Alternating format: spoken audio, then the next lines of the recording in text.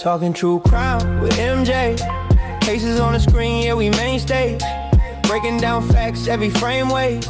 City in a voice, every word blade. They throw dirt, plot in a group chat, smile in her face. Same ones who do that. Think she soft cause she cute, let them think that. Till they see how she moved and they fall back. Men locked and can't miss one show.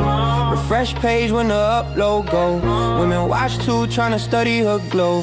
Some take notes, other ones throw stones. Convos with MJ, tap and stay live. Hit like hit share, yeah, help her rise. They hate, they plot, but she built from fire. Click sub on a page if you feel that vibe. Hey. Combos with MJ, true cut like steel. Stream run deep, cause the pain's so real. They talk, but they can't break wheels. So like and subscribe if you know that feel. You count climb, that's the proof right there. Can't dim shine when the grind is rare. Self-made queen in a swivel back chair. Whole new world in a ring light glare. She stack funds, every post, every ad. Turning dark stories to a big brown bag. Knows the law, knows rights, never move sad. If you cross lines, then it's up, that's bad. Men obsessed, blowing up her DMs. I love you, marry me, she just skims. Women envy, wanna walk in her Timbs, but she stay or never trade for them. Convos with MJ, tap and stay live. Hit like hit share, yeah, help her rise. They hate, they plot, but she built from fire. Click sub on a page if you feel that vibe. Convos with MJ, true cut like steel. Stream run deep, cause the pain's so real. They talk, but they can't break wheels. So like and subscribe if you know that feel. All that gossip, all that noise. Can't shake poise, can't steal voice. Can't stay clean, mind stay sharp. Heart stay strong in the deepest dark. Convos with MJ, tap and stay live. Hit like hit share, yeah, help her rise. They hate, they plot, but she built from fire. Click sub on a page if you feel that vibe. Convos with MJ, true cut like steel. Stream run deep, cause the pain's so real. They talk, but they can't break wheels. So like and subscribe, let the fam all build.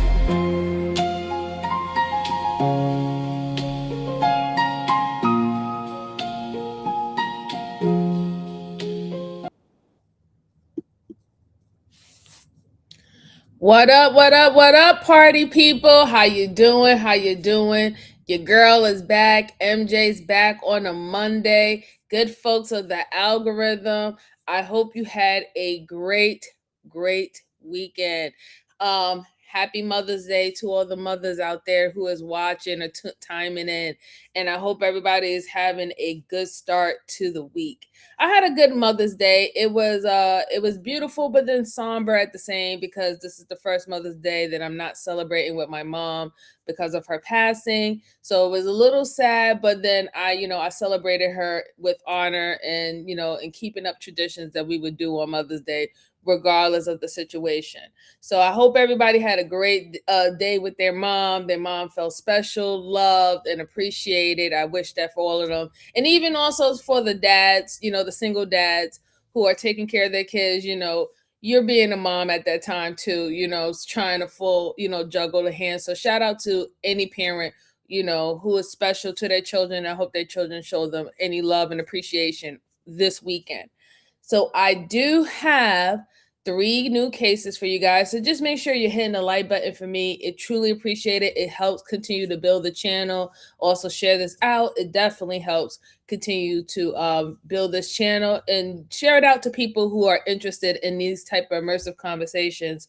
We go over cold cases, new cases, you name it, hot topics, you name it. But lately I've been going over older cases because I'm actually doing a lot of work when it comes down to this D4VD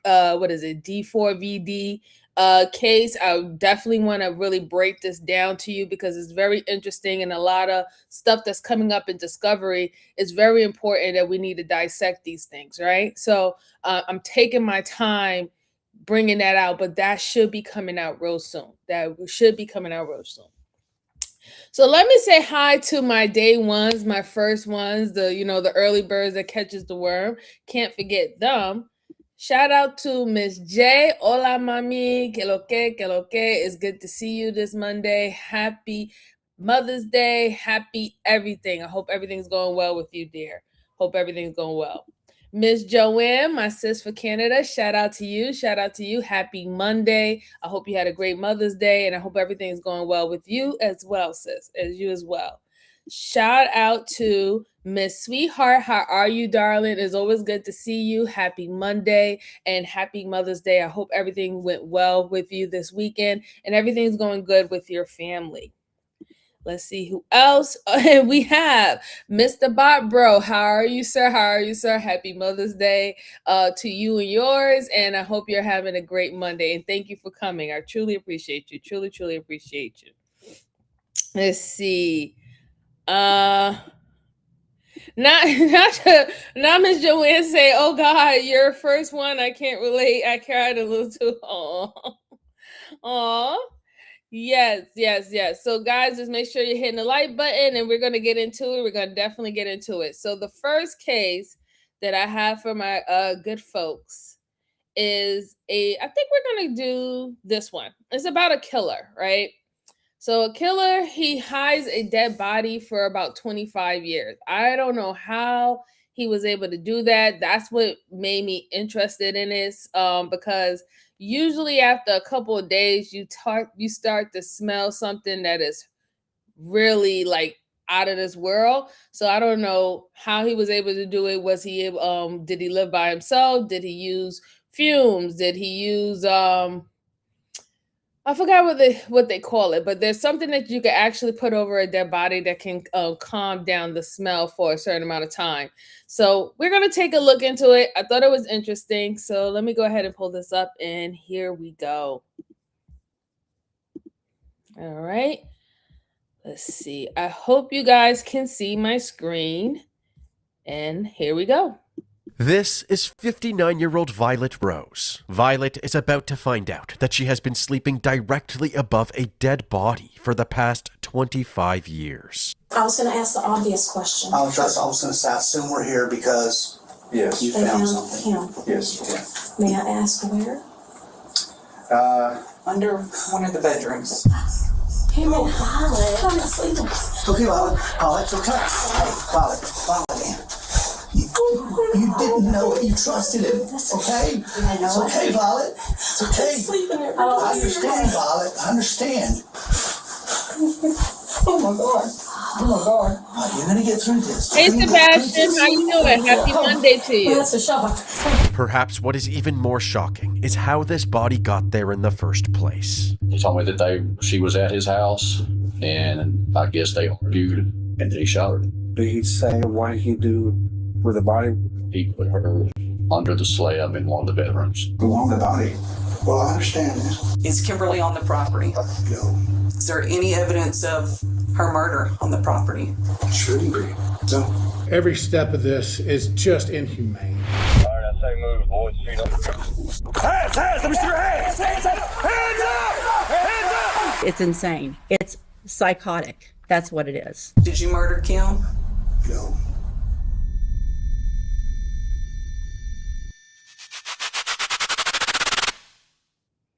34-year-old Kimberly Langwell went missing in July of 1999. Vanished without a trace. Her purse and keys still inside the car. This case has captivated the public's interest. Sadly, for 25 years, Kimberly remained missing, and her family longed for answers.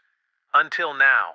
On July 9th, 1999, 34-year-old Kimberly Langwell went missing after finishing her shift at the Mobil Oil Refinery in Beaumont, Texas. Her car was later found 7 miles away, abandoned in a mall parking lot. But the vehicle was squeaky clean. With no witnesses and a teenage daughter at home, the investigators found it highly unlikely that Kimberly had disappeared by her own free will. The Beaumont Police Department immediately started interviewing people that could have been involved in Kimberly's disappearance. But at the time, there wasn't enough evidence to arrest anyone. The case went cold for 24 years until being reopened in 2023 after a true crime TV show reignited law enforcement's interest in the case. Oh my God. They went through the suspect list from the original investigation and began interviewing them one by one. Bringing back some memories for you?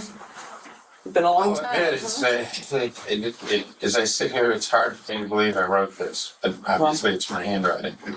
This is Frank McCormick. Frank was Kim's workplace supervisor back in 1999. Despite being a married man, Frank often showed up outside of Kim's house with fancy chocolates and handwritten love letters. But these romantic gestures quickly got out of hand. Frank became obsessed with Kim, and his letters were getting more and more concerning. For example, "Kim, I have developed this terribly strong crush on you. Something must be done about it. I can hardly work. It consumes all of my free time. Please help me to deal with this." Frank sent dozens of letters just like this. He also sent her various drawings of sword-wielding fantasy women with Kim's face pasted onto them. Since Kim had just left work before her disappearance, the investigators wondered if Frank had stalked and attacked her.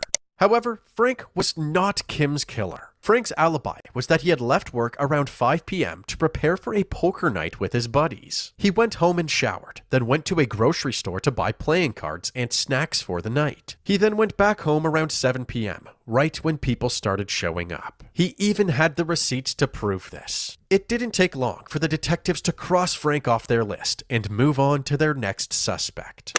This is Kim's ex-boyfriend, Terry Rose. Terry and Kim lived together.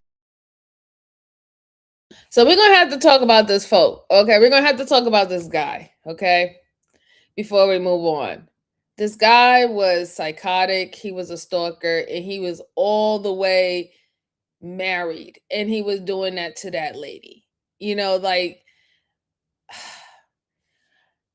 I think the problem is that we have a society, and this is not only just for men. It is mostly men that has this mindset, right? This conditioning, but women do too, right? We have this point in society where we feel that once we have a intimate connection to you or attraction to you, we automatically take some type of possession of ownership of an individual without it being even if it's not reciprocated or or even accepted, right? We just feel like that I own this person, and now since I sunk my heels and all my thoughts and everything into them, that this has to happen the way I want to. And I think society, kind of does a bad job of making people believe that that's okay, right? And you can't help who you have a crush on, but the fact that it's a crush or even if it's an attraction does not give you an entitlement to that individual. You don't have an entitlement to it unless they are in mutual agreement and they feel the same way, then that's okay. But if they don't, you just going to have to learn how to deal with your feelings, cope a little bit better, or even find somebody else who will now become the center of your attraction, right? This is what you're going to have to do. It's bad that she was even in that type of situation where I'm sure she was probably feeling like very hostile, feeling like, he's touchy a little bit too much, or the letters and coming up to her house unannounced, and then her worrying about her job. Because you got to think about it. This is 1999. She's worrying about her job, right? She's worrying that she's going to get fired if she tells this man, no, don't touch me, stop sending me letters or anything of that sort. And obviously she was a mom. She had a teenage daughter at that time. She couldn't afford to lose her job, right? So just think about a lot of things that she was dealing with or experiencing with in the work environment that she had to let go, right? Just to keep her job. And I think we need to do a better job when it comes down to work environments. If people do feel uncomfortable or we see inappropriate things that makes it look like the person is feeling uncomfortable, doesn't matter if it's a man or if it's a woman, we need to help speak up for them, because one of the things that they are going to be worried about is their livelihood, right?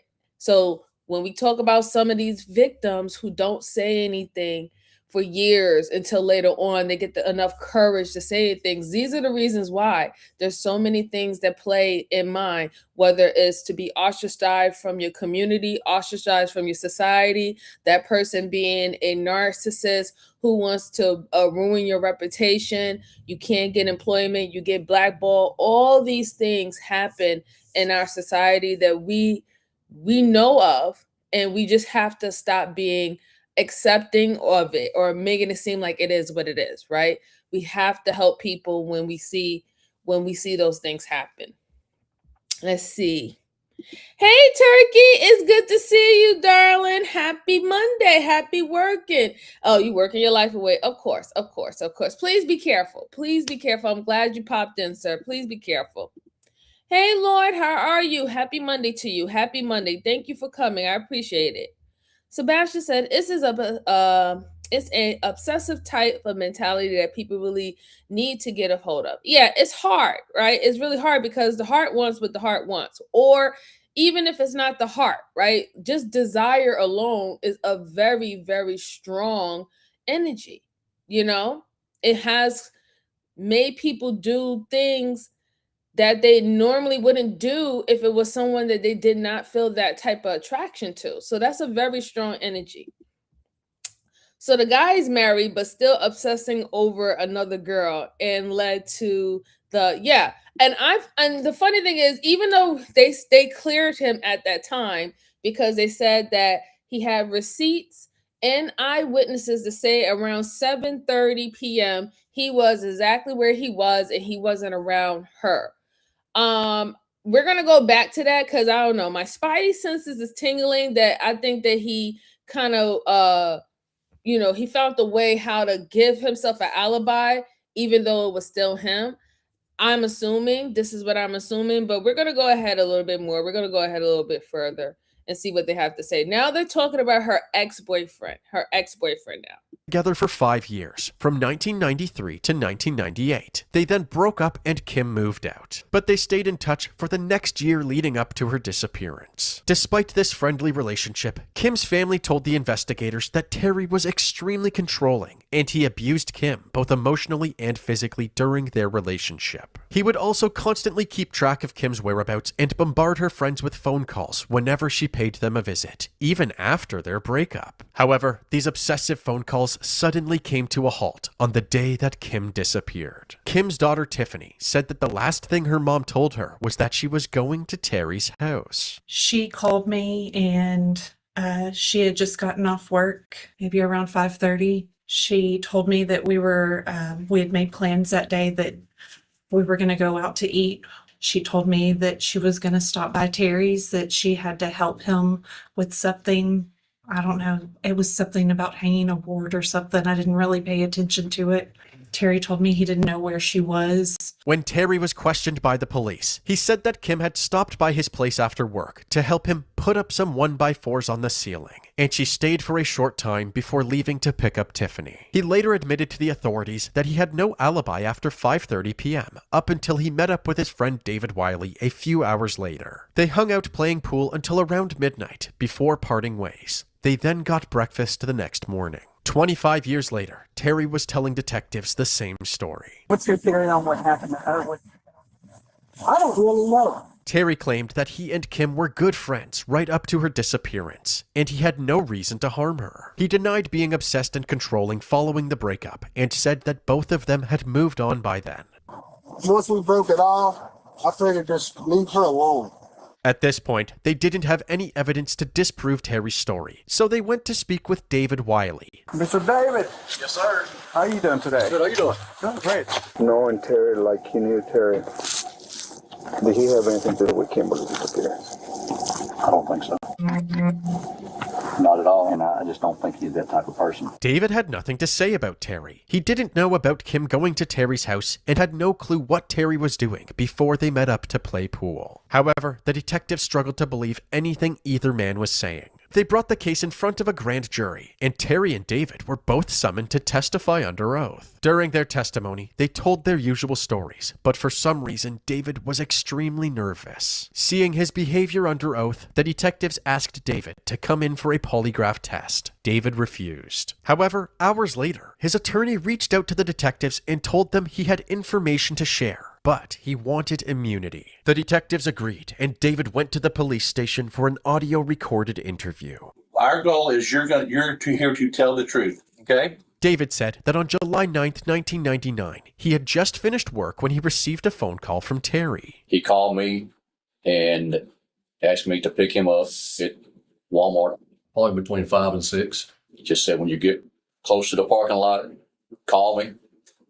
I called. When I pulled up next to him, he was in Kim's car. He said that he did not like that parking lot and to follow him to the corner of Dowling.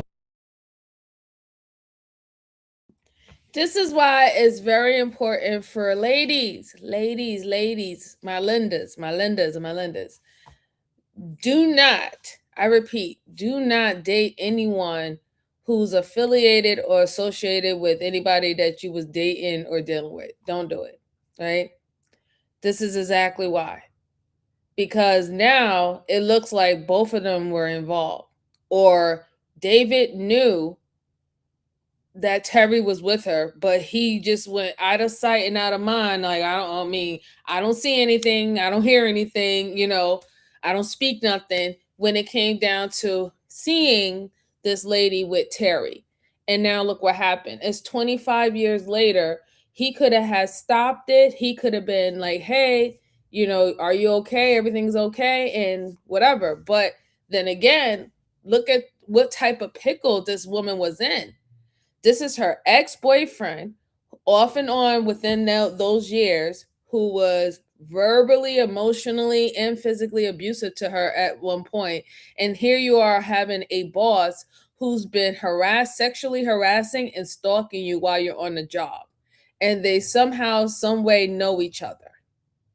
That is a very dangerous environment for a woman, obviously, now with this type of evidence. It's not a good look. It's not a good look. If you date someone, make sure you date that person. If you date someone, you date somewhere else. Don't date nowhere else. Don't date nowhere else. You probably can't do it. You probably cannot do it. Don't date nowhere else. Go completely somewhere else. I don't care if you have to go into another career fair, library. I don't care. Whatever you have to do. Just make sure that, don't date amongst people who are cool with each other or friends with each other. It can be this serious where you could possibly lose your life, and they could possibly be in cahoots to take, especially if they're angry at you and they're mad at you because you're not taking their advances, you're not accepting their apologies and allowing them access back in your life. It can be very harmful for you. But let's go on. And Phelan used to be an Eckerd's store there, and Market Basket and other businesses. So y'all left Walmart, you followed them Down to Colonnade? Turned into the Colonnade shopping center parking lot. He stopped in a spot, got out and got in my truck, and I took him and dropped him off at his house and went back to my little trailer I was living in. The two met up later that evening to play pool at the Corner Pocket, which was about 60 yards away from where they parked Kim's car. Did you ask him, why are you in the car? No, I did not ask. They eventually parted ways, and the next morning they had breakfast together. Ate breakfast at Iron Skillet. Just kind of a normal conversation about plans for the day. It wasn't until later that week that Terry suddenly divulged the reason he was driving Kim's car. Sometime, it was either Friday night or the next day sometime, he told me that she was at his house, and I guess they argued, and then he shot her. The only thing he told me was back of the head. I think I was too dumbfounded to ask anything else. And then after that, did he say what did he do with the body? He told me that he put her under the slab in one of the bedrooms. One of the bedrooms? I mean, he said which one? I believe he indicated it was the front bedroom closest to the street. The detectives asked him why he didn't report Terry's confession to the authorities immediately. I was shocked and astonished, didn't know what to think. I was afraid that I was involved in. Y'all see how crazy that is? Hey, King Kamikaze, how you doing? Happy Monday to you, sir. I hope you had a great Mother's Day. But y'all see how crazy that is? He knew the whole entire time that Terry ended up killing this woman. 25 years later, he knew exactly where her body was because Terry told her. He knew everything. Why it happened. They got into an argument. The fact that he made you drive him home and you was driving her car and took his car to another position. Then you had her car like 3 parking lots down. Like, you knew all this information and you kept it quiet and went on and lived your life like nothing ever happened for 25 years. You left a family and a 15-year-old child at that time in limbo, wondering what happened to her mother.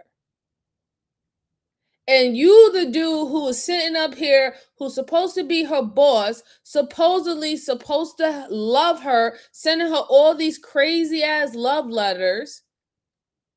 But this is what you do when someone that you love gets hurt? You leave her as an unsolved mystery for 25 years? Man, listen. Oh, no problem, sweetheart. Thank you so much for showing up. I truly appreciate you. Mr. Boss said if he wasn't interviewed, he would have taken this to the grave. Exactly. And you see how smart and you see how self-preservation kicked in immediately, because he's only telling this because he asked for immunity. He asked for immunity because he knew that the amount of stuff that he did, he was involved. The fact that you even knew that she was dead and you went along with it, you might not have actually put your hands on her or help him put her body under the slob, under the neck, under the bedroom, the second bedroom that he had in his house, but you knew all this detail and you wouldn't even go and give an anonymous tip. Back in 1999, you could have did an anonymous call. We had that a part of the 911 system. So there's no excuse. There's no excuse at all. Terrible. Absolutely terrible. Something that was going to have me in deep trouble. He said that after his grand jury testimony in 2024, he had a change of heart. After the day started going by, the thoughts just got too deep, too hard on me. I just couldn't put up with it anymore. I'm tired of it being on my conscience. The more likely explanation for David coming forward was that he realized the detectives knew he was lying and preferred to work out a deal rather than being charged as an accomplice. Regardless, this interview was a huge breakthrough in the case, but before celebrating, they needed to make sure that David was being truthful with them. They started by asking David to do a polygraph test, which he agreed to. Did Terry tell you he shot Kim? Yes. Did Terry tell you where he buried Kim?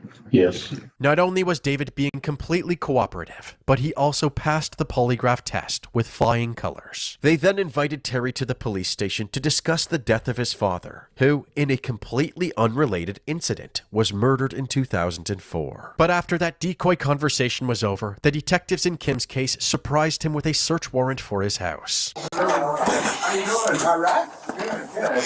I want you to remember me. I'm one of the guys that I was working on the Kimberly Langwell case. It's been signed by the judge. I want you to understand what all it entails. Okay. It's going to be a thorough search of the house, possibly under the house. So if there is information that you want to tell us, is Kimberly on the property? No. Is there any evidence of her murder on the property?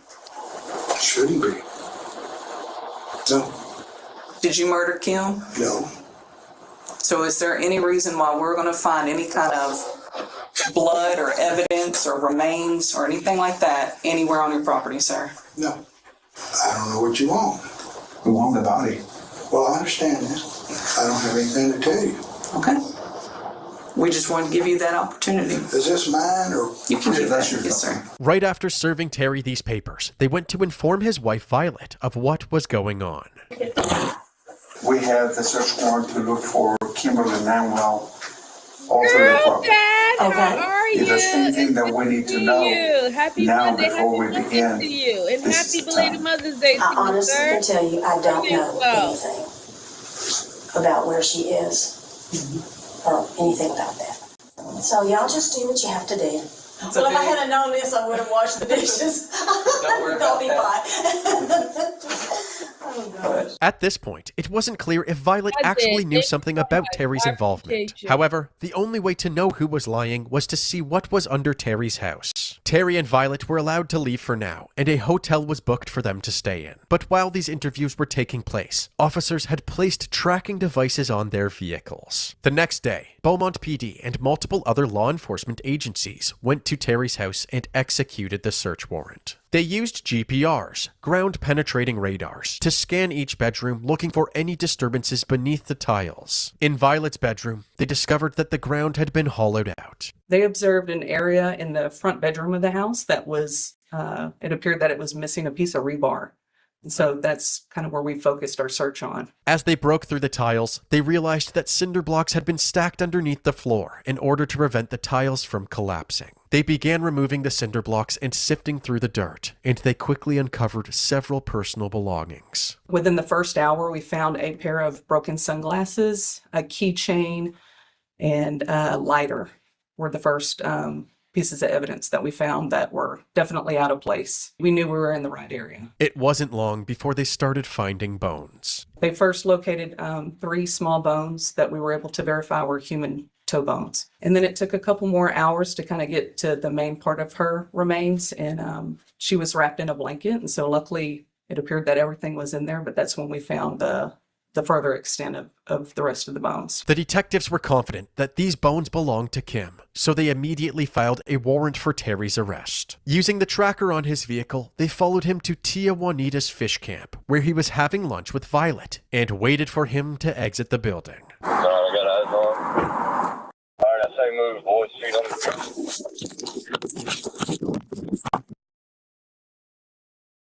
That's just terrible. I still can't get over the fact that y'all did that to that woman's daughter, her 15-year-old daughter, and y'all did that to that woman's family. Y'all knew y'all could have gave them her body and let her rest in peace. Just thinking about this woman,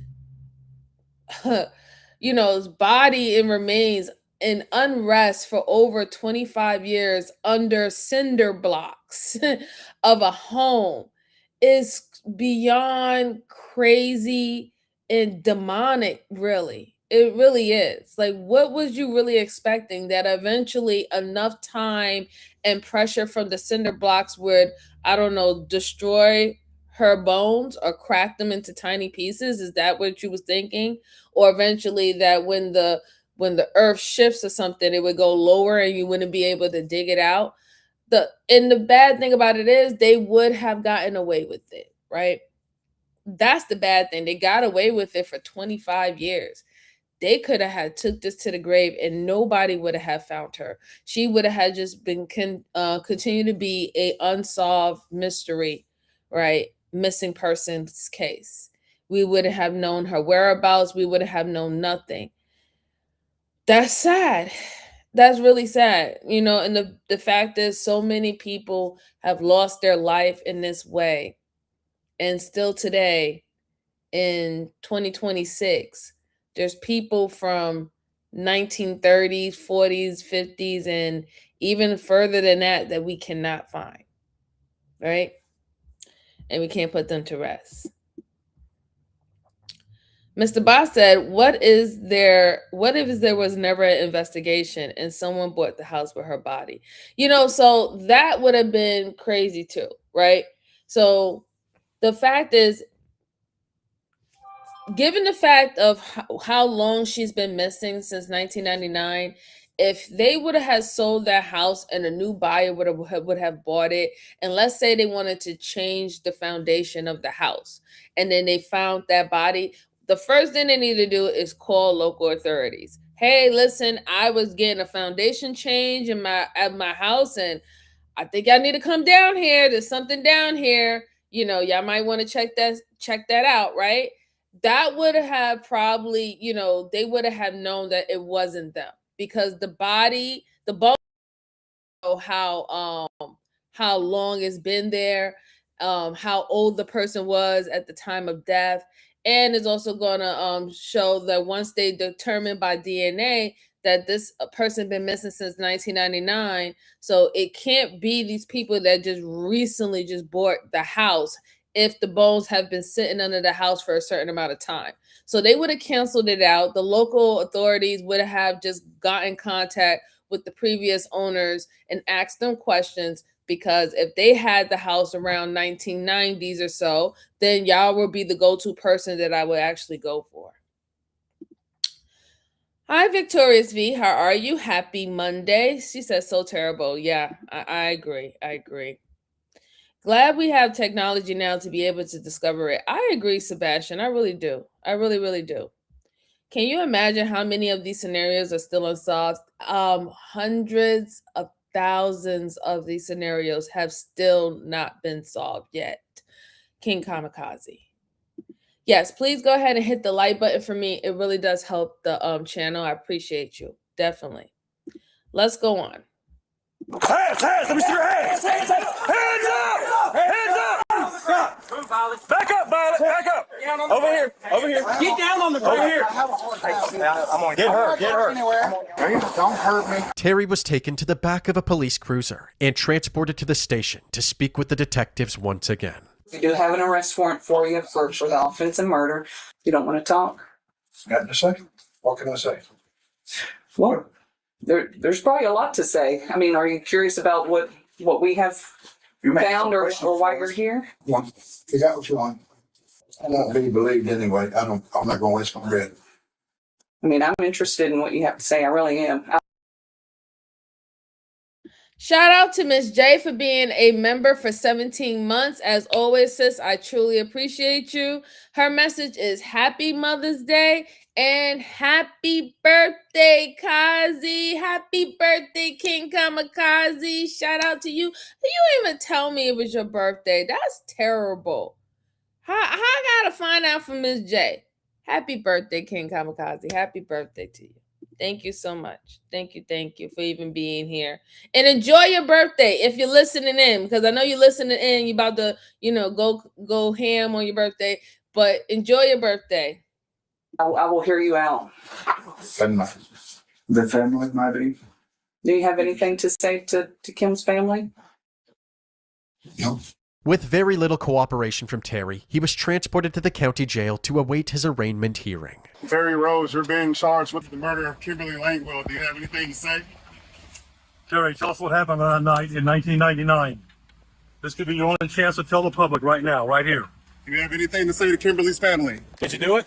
Back inside the police station, Terry's family was still waiting for answers, so the detectives brought Violet and Terry's brother and sister into the interrogation room to break the news. I was going to ask the obvious question. I was going to say, I assume we're here because Yes. you They found something. him. Yes. May I ask where? Under one of the bedrooms. Him and Violet. Come and sleep. Okay, Violet. Oh, it's okay. Hey, Violet. You didn't know it. You trusted him. Okay? It's okay, Violet. It's okay. Sleeping there. I understand, Violet. I understand.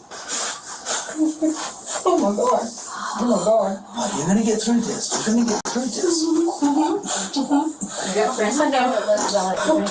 Okay. Happy birthday. I'm sorry.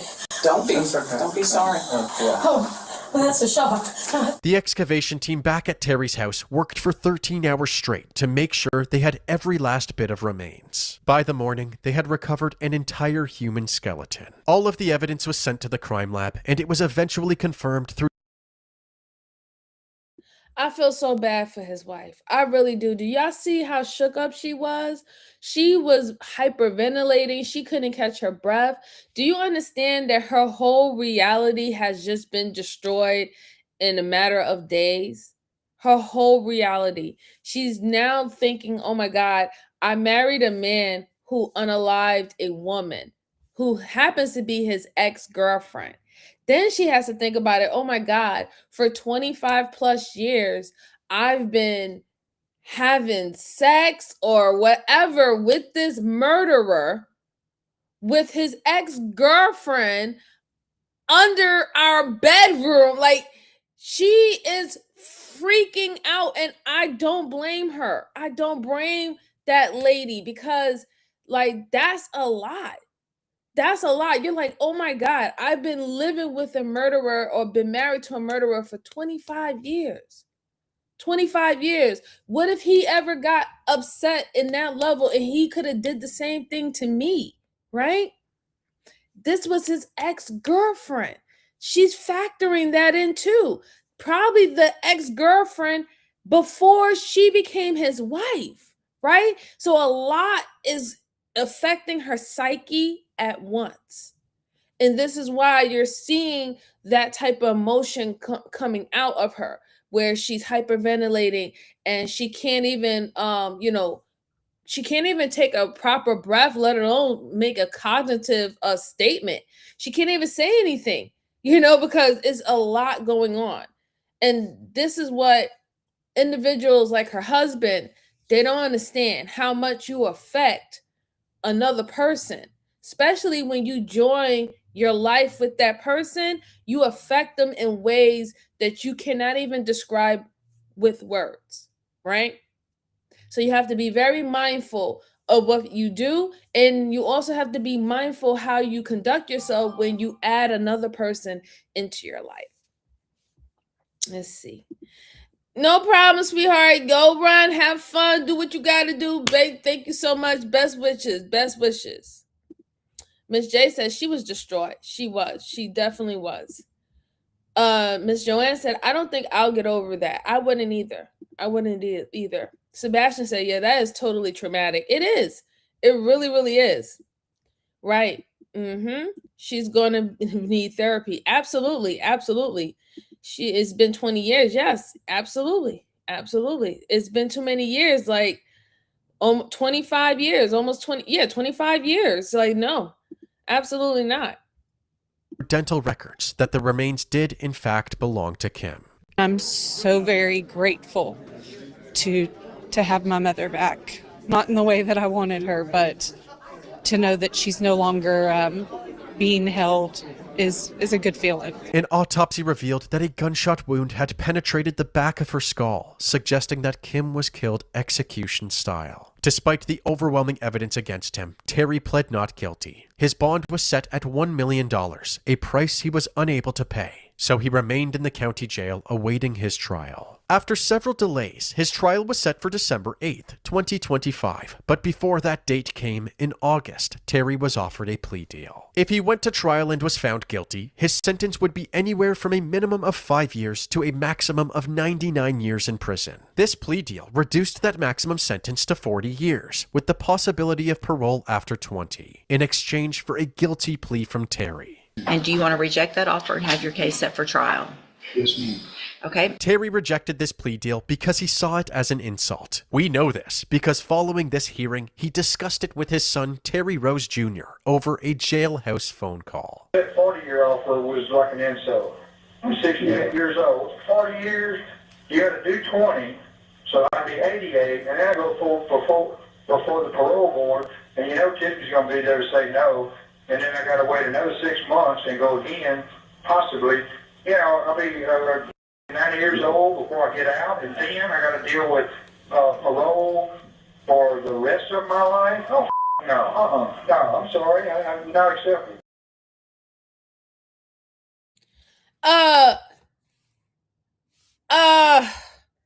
How can I put this? How can I put this?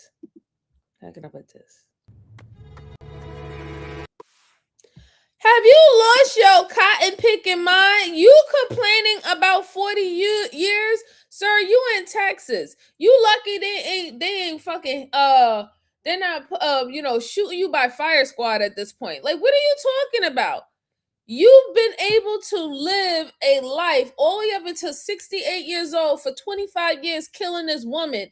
What other plea deal did you want this judge to give you? And even giving you 40 years, like, I was looking at that kind of sus. Like, you sure you want to get this type of guy 40 years? I mean, like a good 60. Like, let's just make it a good 60, right? So we know that he won't have he have a very small chance of getting out of prison, right? A lot, right?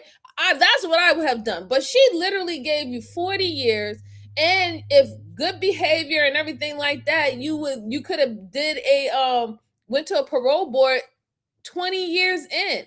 So that's 80. You looking at it like, oh, that's not nothing. That's ridiculous. I'm going to be 80s and 90s. What did you expect her to do? You expect her to let you go?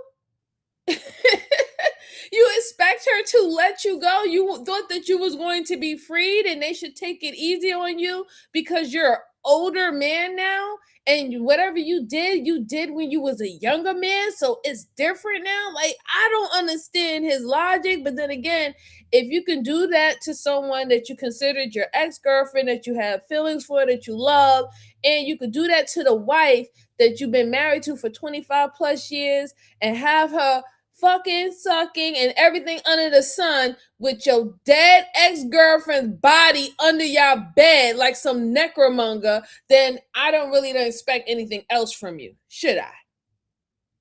I don't think so. Man, listen. Sebastian said, only 40 years? Wow, right, exactly. No shame in Terry's game. Really isn't. Miss J said, ego? I agree. Electric chair, yep, or injection. Let's see. Okay, well, there's no Democrat here, so I'm gonna head and block you. Have a good day. All right, let's see. Oh, this is in Texas. Yeah, he could have gotten worse. Exactly. Yes. I'm sorry, Miss Joanne. I love you. Sorry. I'm getting better. I won't curse. Since you here, I won't curse that much. I promise. Okay? I promise. That's sad. Yeah, it is sad. It really, really, really is sad. Like, the nerve of him to like snug his nose up at a plea deal that you should not have gotten. Regardless, I don't think that you should have not gotten, but they really wanted to have a verdict of, listen, hey, I did this. I am the killer. You don't have to look for no one else. And they wanted to really seal this case because it's been 25 years of an unsolved case of a missing person. And they really wanted to just clear it and get it off the books. Finally get it off the dockets in the circuit court. That's what they wanted to do. So, let's see.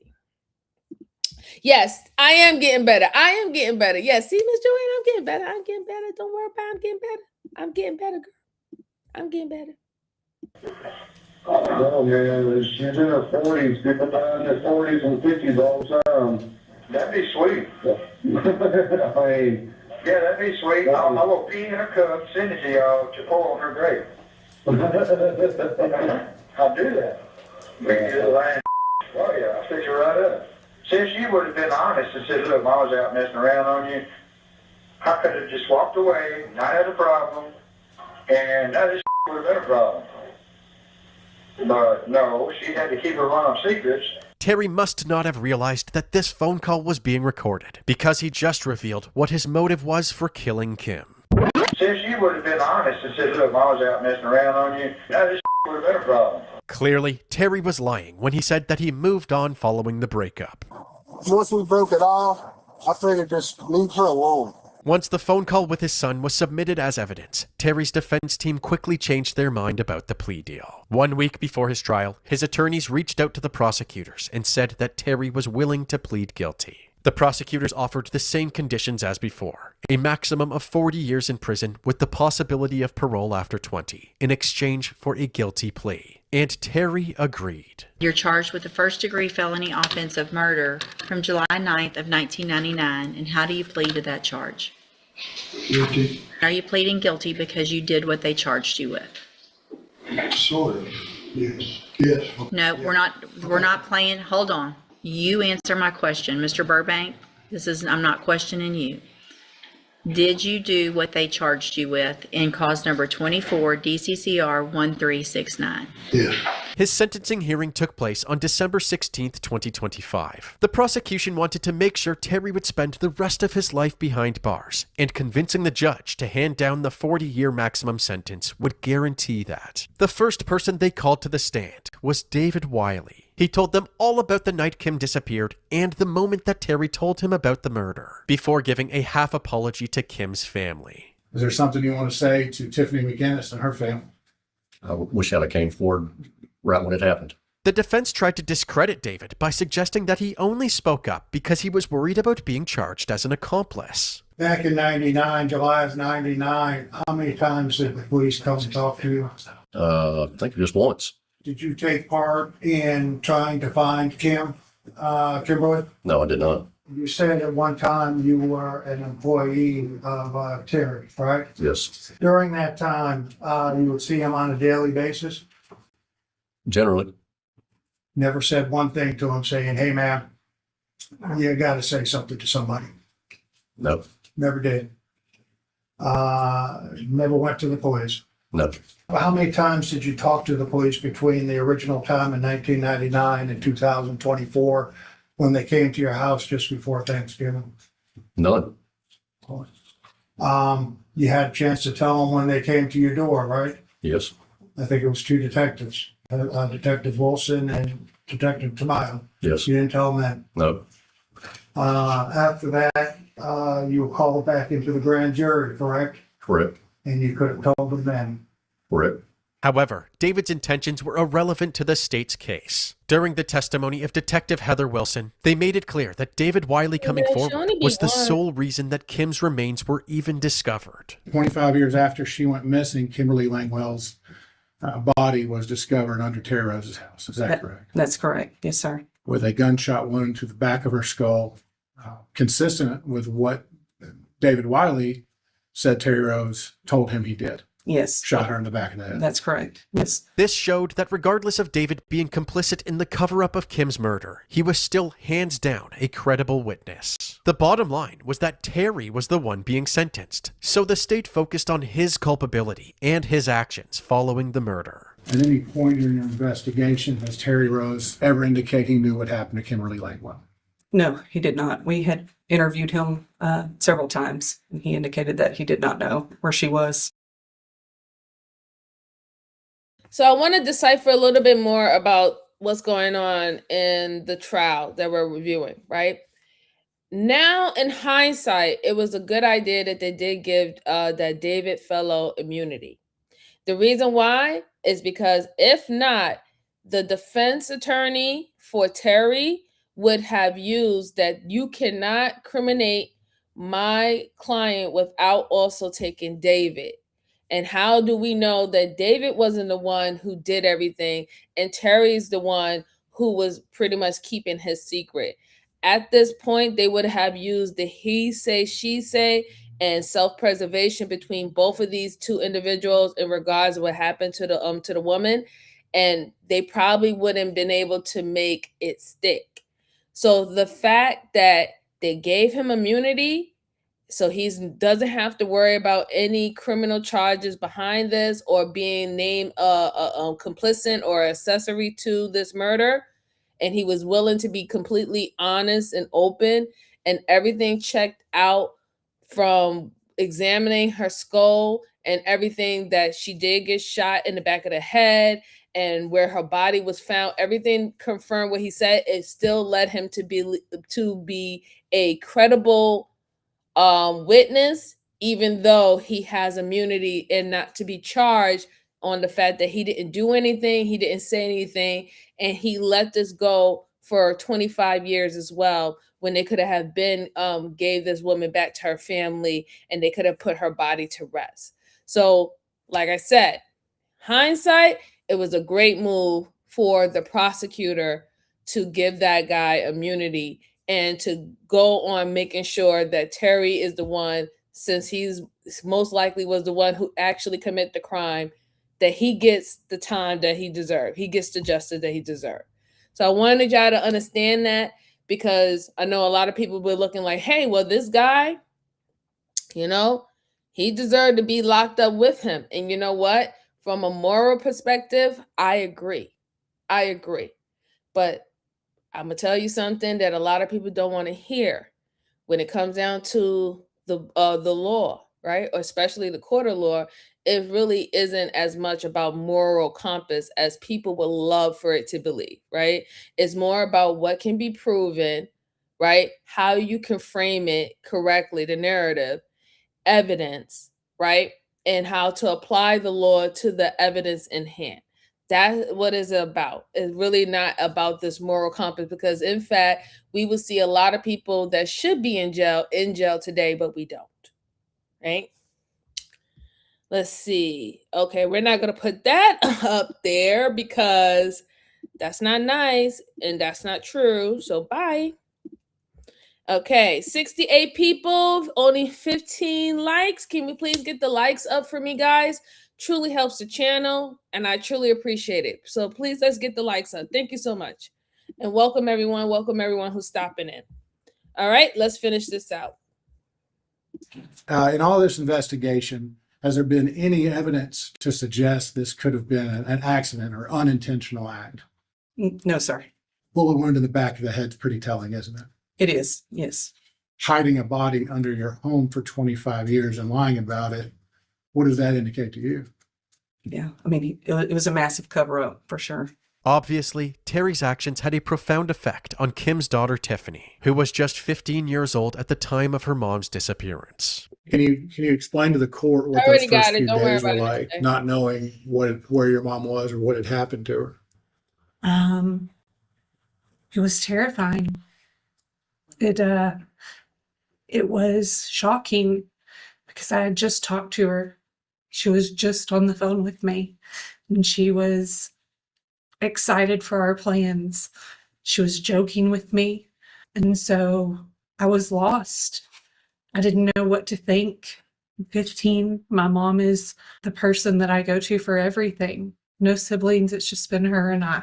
So lost, very lost. You know, the first year, I think I threw myself into anything I could to try to get through life, to not think about the fact that she wasn't there.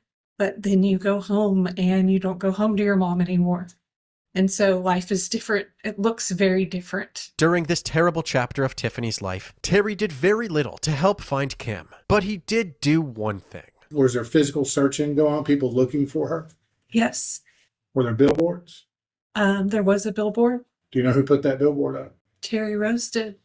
Terry Rose put up a billboard to help find your mom. Yeah. To find my mom when he knew where she was at. They recovered her remains and did the testing and the DNA testing and said, yes, we know this is Kimberly Langwell. Were y'all finally able to lay her to rest? Yes, sir, we were. I would like him sentenced to at least 40 years.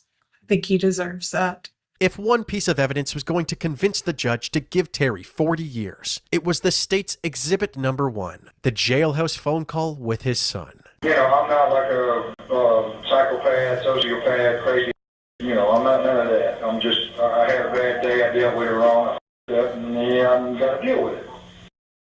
She's in her 40s, people die in their 40s and 50s all the time.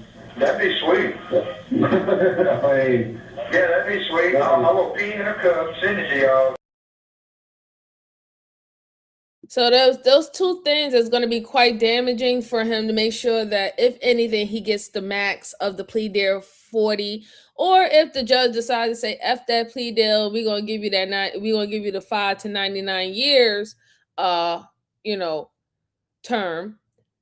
But the fact is that, the character witness statement from her daughter, and what she had to endure all these years into adulthood, pretty much having to know how to live life without her mom being there. And the last conversation she had with her mom, that was very powerful. That was very powerful within itself. And then now the jailhouse phone call with her son, it proves that he has no remorse. He wasn't under no mental illness or mental issues or anything. He knew exactly what he did, and he felt that she deserved it. And he felt that he was the executioner for a judgment that he had put upon her, and that he was in his right to do that. He has no remorse. Even now, at 68 years old, barely can walk, decrepit old man, he has no remorse for what he did 25 years ago. He doesn't even care what he had put his own wife through, right? Nothing. And he's laughing it off with his son. And that's disturbing, because now it's like, okay, your son has that rubbed off on him, whatever type of sickness or demonic energy you have about you, you definitely put that in your son. you definitely condition that in him, because his son should be like, I would be like weary on the phone, like, what the hell are you talking about, Dad? What is wrong with you? Like, I would have been like, whatever, like, what's going on? But who knows? Maybe the son acted like everything was cool because he wanted that conversation with him to get his father locked up. We don't know. That's me being wishful thinking. But yeah, man. Miss J said, I will put him in jail for the rest of his life. I would too. Did he say pee in a cup? Yes, he did. He said pee in a cup. I could see the pain in their eyes. Yeah, I could. They're really fed up. They're so disgusted with him, and I don't blame them whatsoever. Your phone, they're great. I do that. The defense claimed that Terry's comment about not being a psychopath was true, citing that this was the only crime he had ever committed. You have a gentleman here, though, unlike a lot of other cases that you see before this court, that has no record. He has gone 68 years, and there is no record. But you have an individual that has not been in trouble, that has been employed, except he kept a secret. And he kept a secret to the detriment of a family that was grieving at the time, and wanted to know where their loved one was, especially a 15-year-old girl, and that he can't erase. They also said that Terry's offensive comments about Tiffany were a result of the pending civil suit that Kim's family had filed against him. But the state set the record straight, saying that Terry's comments in the phone call clearly had nothing to do with the civil suit. The phone call you heard, Judge, was him talking about how it greatly inconvenienced his life to have to deal with the parole board should he ever make it that far. And that no doubt Tiffany McGinnis would tell the parole board not to let him out early. That's what he's complaining about. And his son, who's the other end of that phone call, mentions, well, maybe something will happen to him and she'll die. She's in her 40s. And his response to that is, I would gladly pee on her grave, Your Honor. And the reason I play that, this man has no remorse. No feeling whatsoever for what he did to Tiffany's mother and what he's done to this family. If you want to testify, you can get up here and testify. Otherwise, you have refrained from doing that, and so stop talking. And on that call, he blames a then 15-year-old girl for not telling him that her mother had moved on.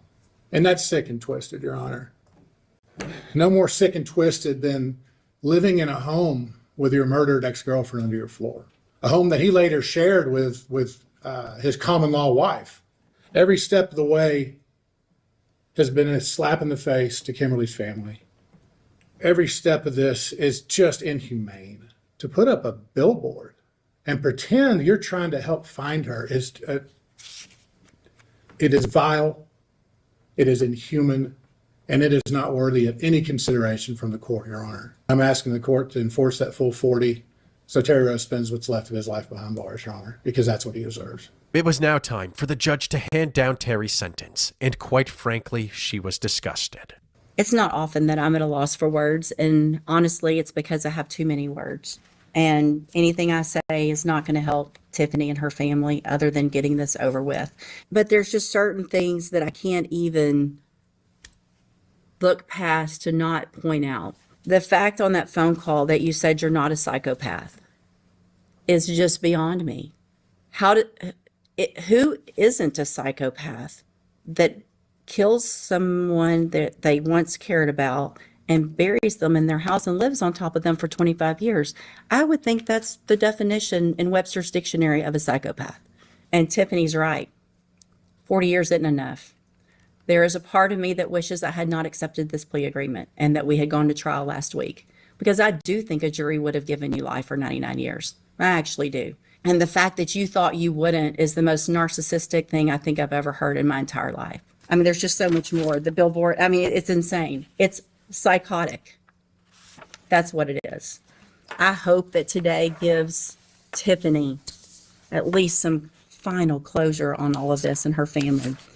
I'm going to sentence you to a term of 40 years in the Institutional Division of the Texas Department of Corrections.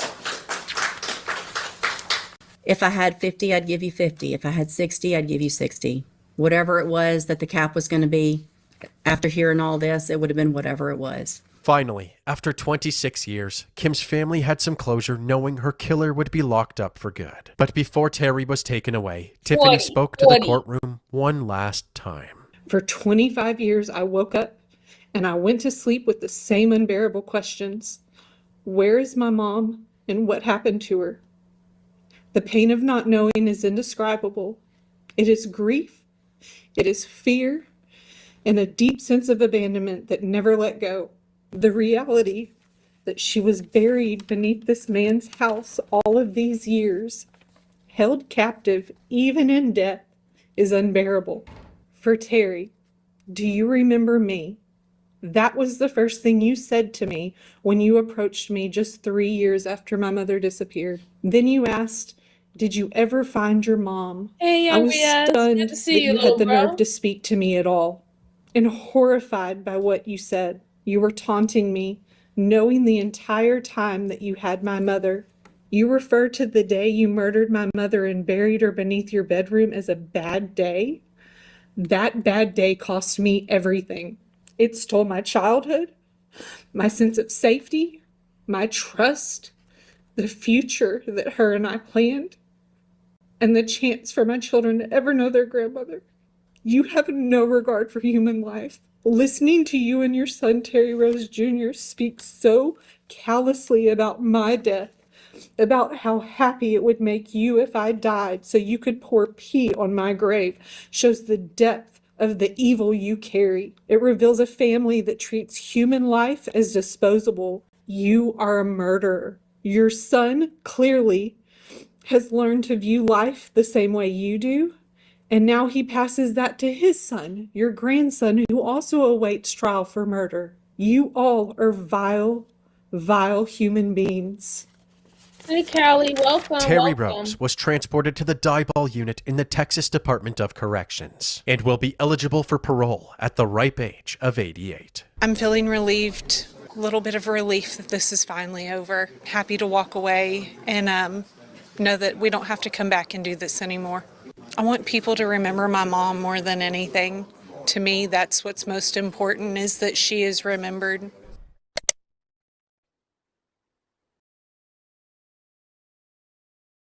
Oh, that case was so horrible, guys. That case was so horrible. I was just like, what in the world is going on here? Like, oh man, that was just terrible. It really was. It really, really was. I'm glad that he at least got, I'm glad that he at least got 40 years, right? Too bad the judge, she tried to really wanted to sit this out and play it by ear to see whether or not if the plea deal made sense. And then now, after hearing that conversation, that recording with his son, and how he talked about the dead and how he talked about her daughter, the daughter who did nothing to you. She wasn't the one who did anything to you. You weren't in a relationship with her daughter. You blamed her daughter, saying that a 15-year-old girl was supposed to tell you that her mom was cheating on you. And if she would have told you in the beginning, this would have never happened. Why? If you killed this woman because you thought this woman was messing around with other guys, but then you admitted earlier to the police that y'all had a off and on type of relationship, and that you was abusive and you decided to cut it quits. She wasn't messing with other guys. She was living her life. You was just a bitter ex-boyfriend who felt that you had control over her, and she wasn't allowed to be with anyone or not be in a relationship with you. And that's what I said about the entitlement situation. And like I said, I'm glad that they were finally able to put her body to rest. There's so much therapy that young woman had to go through from 15 until now, grown age of probably in her 40s herself. And hopefully, he kicks the bucket, within that 40 years, hopefully that does happen, and hopefully he changes ways and he understands that what he did was wrong and he understands the consequences of what he's getting. And I also hope that, even though he passed on that type of lack of remorse or lack of care and concern for human beings and human nature, he passed it on to his own son. Hopefully his own son understand that that is not the route, that is not the way, and self-correct himself on that type of thinking that he learned from his own man. I hope all of that happens, right? But that's all we could do. All we could do is just hope. But that was a sad situation. Ms. J said, yes, the judge wanted to let him rot. Yeah, I agree. His son allegedly unalived someone too. Yeah, well, we did see that he was in jail, so we see that he is following. He's not as good as his dad, because his dad was able to have a squeaky clean record and was able to hide this woman's body under his bedroom for 25 years. He, however, is messy and he have gotten caught. So hopefully, he decides to change his way, or he can deal with the same type of consequences as his father. We don't care. We do not care. All right, so guys, I have another case for you. Make sure we're hitting the like button for me. It really does help the channel. Share this out to anyone who likes these type of immersive type of conversations where we go over old cases, new cases, cold cases, hot topics, you name it. We do it all here. And if you have any case that you want me to review on this channel, at the end of the live stream, go ahead and put it down in the comment section. I do look at my comments. I heart my comments all the time, and I will put it in my trusty books of all these different cases that individuals have gave me that we will be going over on this channel as soon as I have more time to do it. Okay, so the next case that I have for you guys is about an evil husband, okay? So this evil husband is going to realize that he's going to death row. It has to do with his wife being a doctor, and his wife was pretty much unalived. At first, they was going around looking to see whether it was a home invasion or of some sort, but come to find out it had to do with him. And we're going to look into it because I wanted to understand more about his intent on harming his wife. Was it because his wife was the breadwinner? Was it because his wife was, starting to do public speaking and he wanted to be a part of that, or he felt that she was supposed to be in the back, and pushing him up? I don't know, but it seems to lead to that. So we're going to go ahead and go over it. I'm glad you're doing well, young Riaz. I'm glad you're doing well. Let me go ahead and pull this up. I hope y'all can see my screen. And let's go. When a doctor failed to show up for her shift, a wellness check was conducted at her home. When officers arrived, they found the house completely secured. Both the front and back doors were locked, with no signs of forced entry. But then, they noticed something unsettling. The garage door was wide open. Inside, lying on the floor next to a hammer, was the body of a woman. She was identified as 46-year-old Dr. Teresa Sievers, and it quickly became clear that this was not an accident. She had been killed by blunt force trauma to the head, likely inflicted by the hammer found beside her. It appeared that whoever had killed her had not entered the home or stolen anything from the victim, so it wasn't a robbery gone wrong. This left police confused as to who would want to kill Teresa, and with very little evidence, investigators began interviewing people close to the victim, starting with her sister. Teresa was the kind of person, she didn't give a what you thought about her. Sometimes I'd be like, could you just calm down? Don't tell me to calm down. That's how she was. She was getting into a position where she wanted to start seeing patients less and less and get into large scale where she's asked to be speaking. She's been doing a lot of events. So she wanted to impact every person and load them with education and information so they can tap into the doctor within them and heal themselves. Teresa, did she drink alcohol? She drank wine. When you're doing the Who'd Want Her, my sister is... I said to her just maybe a couple of weeks ago, what's going on with Sandra? Did you get rid of her yet and replace her? Because I know she goes, Dill, I finally went up to her and said, Sandra. Now they knew she was looking for another job because any email that Sandra sends, Teresa's husband, Mark, gets a copy. She said, I need you to look for another job because I need to move this practice in another direction and you're not going to be on. I can't have you part of it. So Was she a disgruntled employee? Obviously, we can't make any assumptions. Annie makes a list of people she thinks may have killed her sister, and eventually, the conversation centers on Teresa's husband and her brother-in-law, Mark Sievers. Since Teresa had a very successful career and made very good money, Mark chose to be a stay-at-home dad to their 2 daughters. Anything Mark wanted, he was able to afford, thanks to his wife. In everyone's mind, Mark was the last person who would have motive to kill Teresa. Plus, he was out of town when Teresa was killed. You wear the pants, you're making the money, but Mark worshiped the ground Teresa walked on.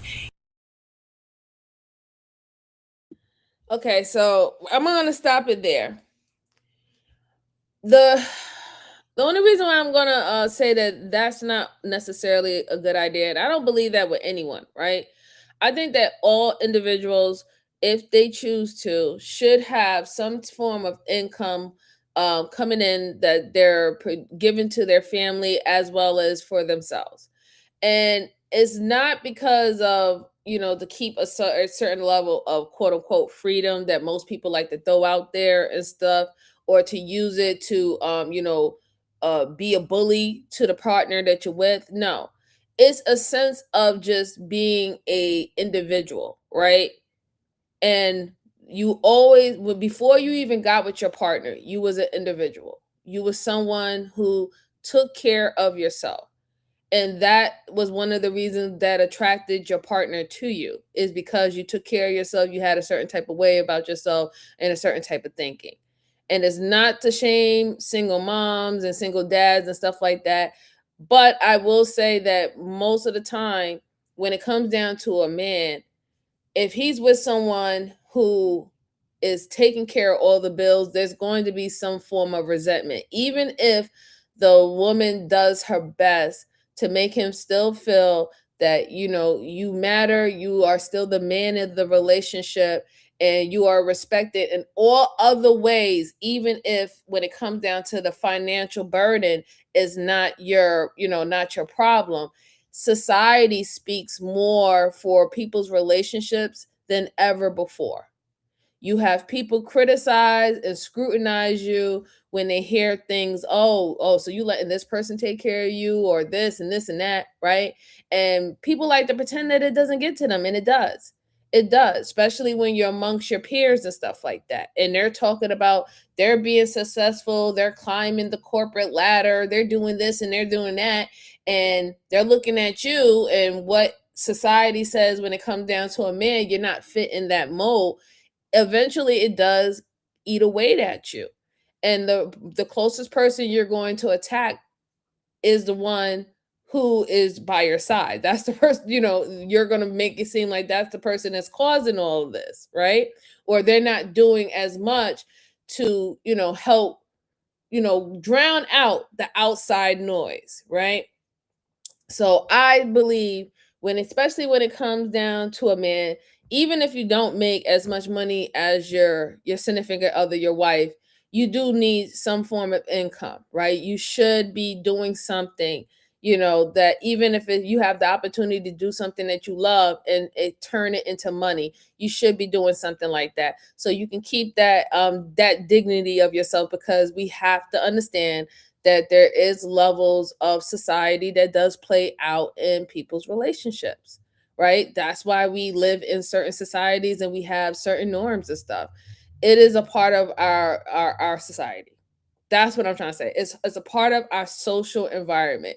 So, I do suggest that if anything, have something going on. Have something going on. Have something to be proud of yourself about, regardless. And when you have the right partner, it doesn't matter how much money you make. They'll still be proud of you that you put your heart and your interest into it. But let's go on. He was Mr. Mom. No matter, she could finish ripping him out like, Mark, I told you 100 times, don't let the dogs out. I'm sorry, honey, you know what? And then she would be doing something. He'd go, sweetie, let me get that for you. I go, how could you be so nice to her? Thank you so much, like, RJ, for the support. So I anyway, really appreciate you, and he darling. also had head trauma, I think, at one time. So he literally can't remember. Okay. Little shit like if she said every day, I need you to take these 4 blankets and hang them on the line, he wouldn't remember. And it would make her insane because she's trying to run a business. He's raising the kids. She'd tell him everything 50 times and she'd be like, you're exhausting me. So that kind of stuff. Teresa always said, I'll never leave Mark. I won't ever do that to my girls. Recently, she was at least able to say, she goes, I feel like, and I told Mark this, you know what, Mark, I love you and whatever, but I'm not afraid if I just can't take you're driving me crazy kind of thing. If I had to leave you, I wouldn't be afraid. It wouldn't trouble me if I had to. But that wasn't anything we talked about. Yeah. She wasn't having an affair. She wasn't. How was their relationship? No. Some of the neighbors said there was maybe some arguing. Oh, they always. Listen, I would leave with a headache.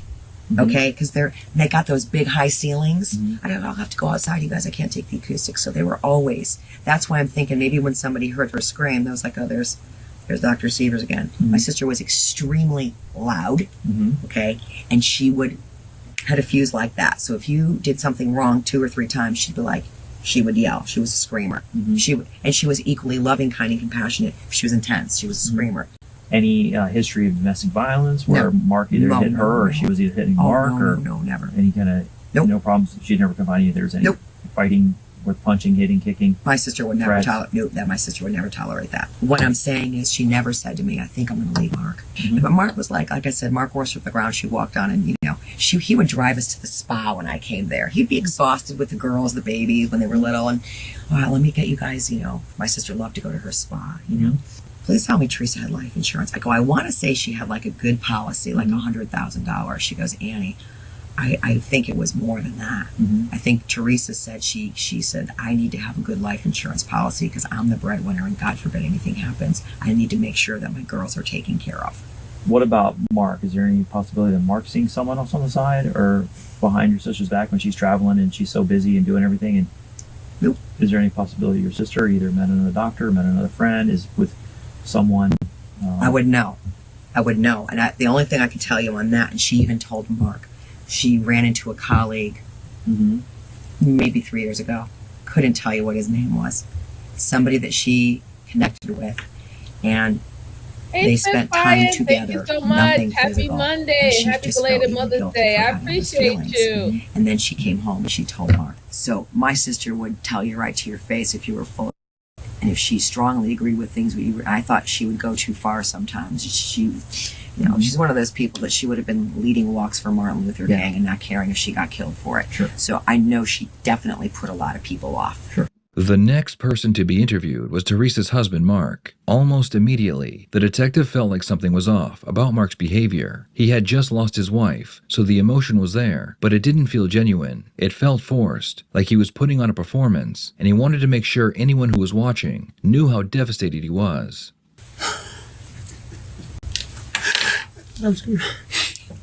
I guess I feel pathetic, but at the same time, there's so much going on.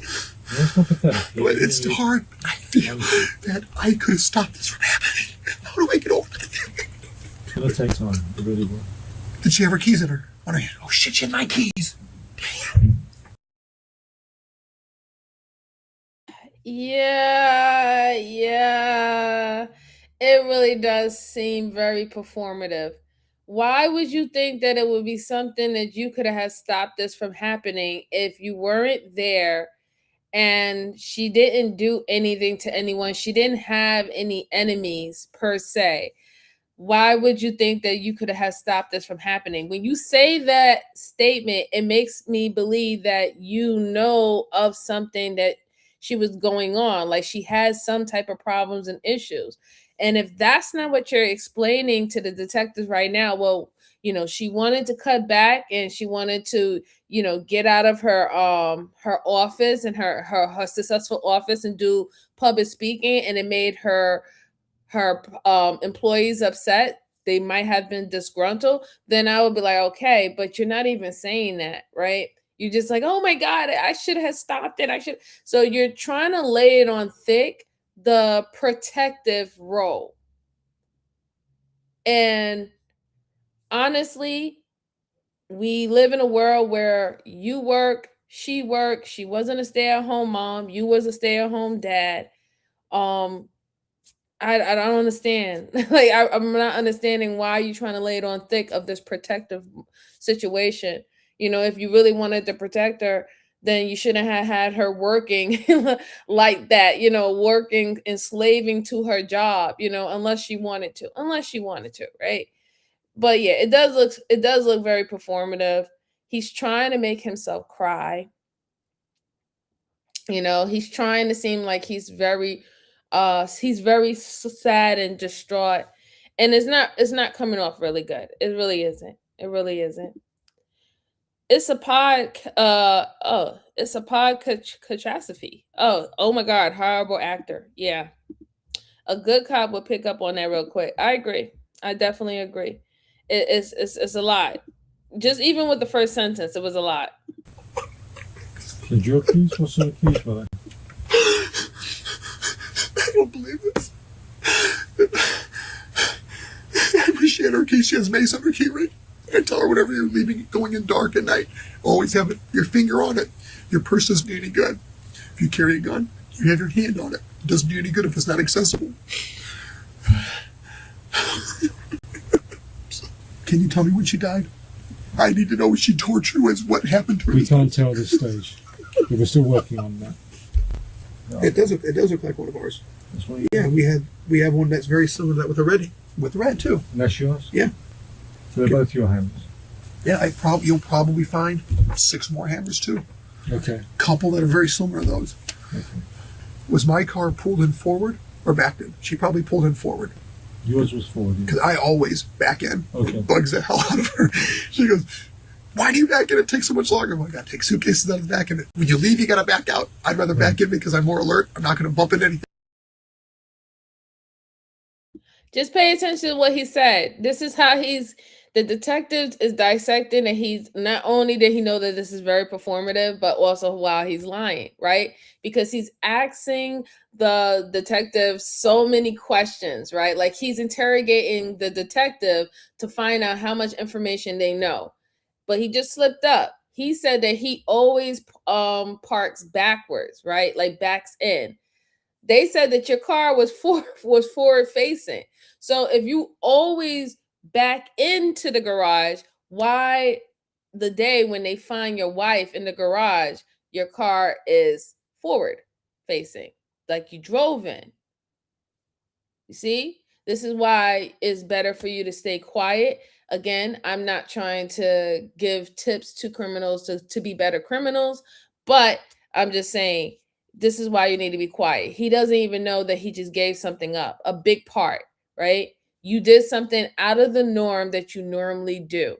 And it just so happened it's out of the norm that now your wife has been bludgeoned to death with a hammer. Just saying. Just saying. Miss J said, "Lord, guilty." Truth in Action says she wanted to be the breadwinner willingly and eventually became disgusted with her man, leading to high chance of abuse at him. Not necessarily. It's not about being, she wanted to be a breadwinner. She probably had goals and she wanted to be successful in it. And it's not necessarily just being disgusted by him. They were both having arguments. I would say that probably she was upset about a couple of things that he was doing per se, and he was probably upset too about the situation that he's home and he's doing the best that he can with the kids and stuff like that, and he probably has dreams that he want to be outside and doing that too. But since y'all make more money with her bringing in more of the money, he's deciding to take the sacrifice. So they had this type of back and forth that was going on with each other. Let's see. Tony Castro said, "This guy is too smart for the detective." Nah, he's not smart. He's not smart. Yes, let's get the likes up, please. I appreciate it. Thank you so much. No pass given to the husband if he did it. Wonder if anybody picked up on what the sister was speaking on. I was picking up on it. The sister, she did give us so much details, didn't she? She gave a lot of details. She knew a lot about what was going on, even personal conversations amongst the married couple. It was weird. I thought it was kind of weird too that she even brought up the life insurance policy. I thought that was quite odd. And I don't know if that was supposed to lead them to start talking to the husband, because she initially started it out that it could have had possibly been a disgruntled employee. But, I had my little ears up a little bit about so much of the information that her sister was given. Not to say that she's not supposed to give up any information that she know, but it was very detailed, more detailed than just like hearsay or just talking it out with your sister and talking about your issues. It was more detailed than that. Yes, Truth. I think the sister was a little jelly. Investigate any interaction with the husband and sister. I agree. 100%. I 100% agree with that. You know, can I make a note? I have to call Michelle or whatever her name is who's taking care of the dog, letting her know I'm not going to be able to take him back. Sure.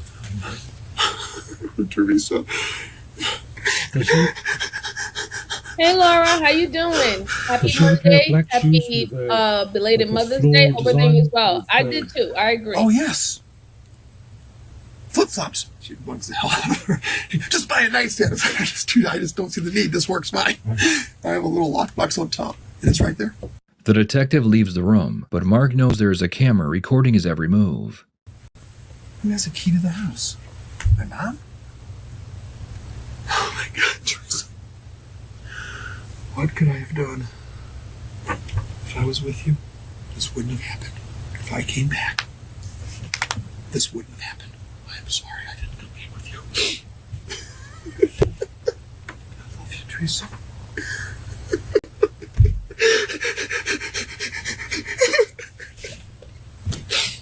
Oh, calm down.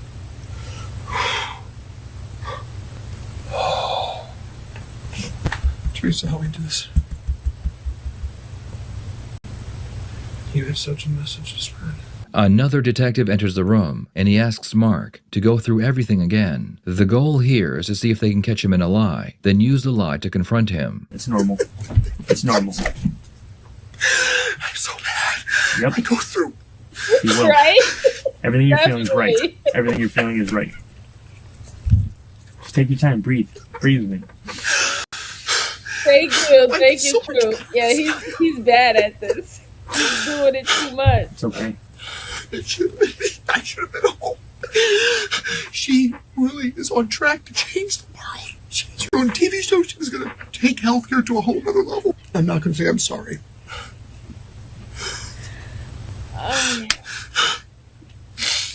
Just breathe. Go slow breathing. That way you get oxygen and it makes you feel better. In through the nose. Hyperventilating. Thank you. There you go. See? Okay. You're good. Take your time. Can we get some photos from you guys of Teresa? The last photo I took was her saying goodbye was over her face. We couldn't see her face. Is there an opportunity when all this is done to get some photos from the airport? Oh, of how she appeared? Yeah.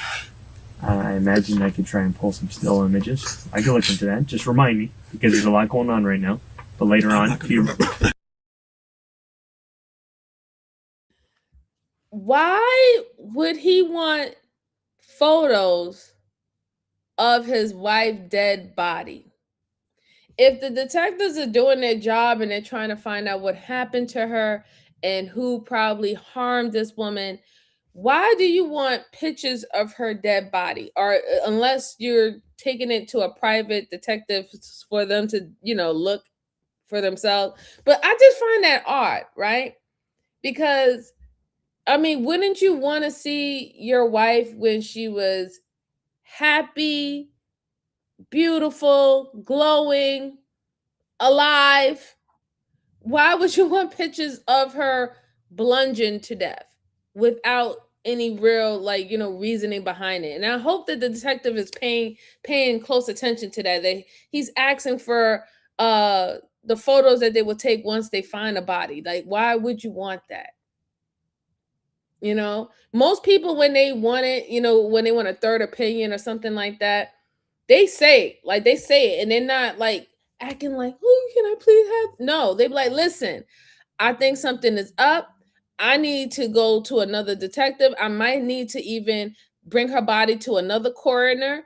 Can I have this documentation right now? Like, they're more stern and open about their reasoning why they want those photos. He's acting like they have her birth photos, or they have her pregnancy photos after having delivered their child. This is how he's acting. It's weird.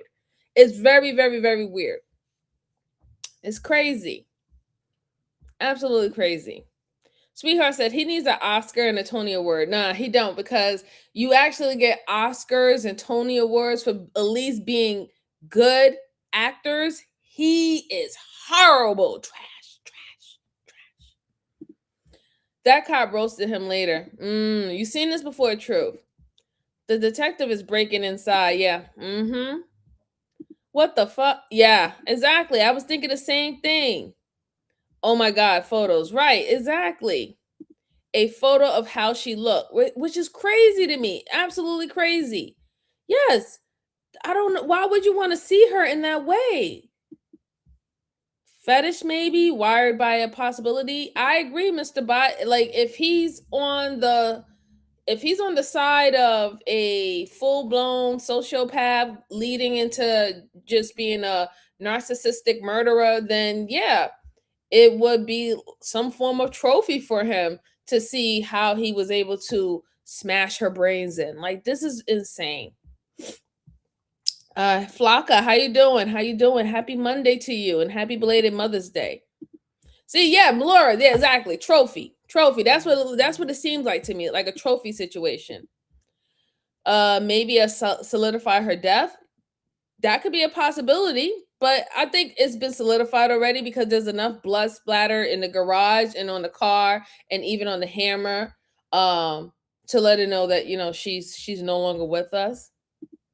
Gregory Robinson said that's very weird that he wants to see photos of his wife in that way. Like, you know what I'm saying? If like you can't ask the detective for your photo album, you know what I'm saying? You have more photos of your wife, so you must be asking about the photos of how she was found in the garage, and without giving an explanation as to why you want those photos, it seems very creepy and very demonic to me personally. That should be the last thing you would ever want to see. I agree, Tony. I completely agree. Completely agree. Why would he want to see her like that is the question. Exactly, Flocka. Exactly. Why would you want to see her that way? Maybe he wants to see something he knows, but the detective don't. I agree. I think if anything, he wants to those photos because there might be something in the photos that the detectives have not figured out yet, and he's trying to see and play ear if he can get ahead of it before the detectives find out, you know, and put all the pieces together. Anthony said guilty. Yeah. He needs to be locked up ASAP. I agree. Rotten Tomato Award. Yeah, that's not normal. It's definitely not normal at all. And the serial killer wants a trophy. Messed up. Yeah, terrible. But let's go on. Let's hear what else he has to say with his bad performance. If you remind me, we'll see what we can do.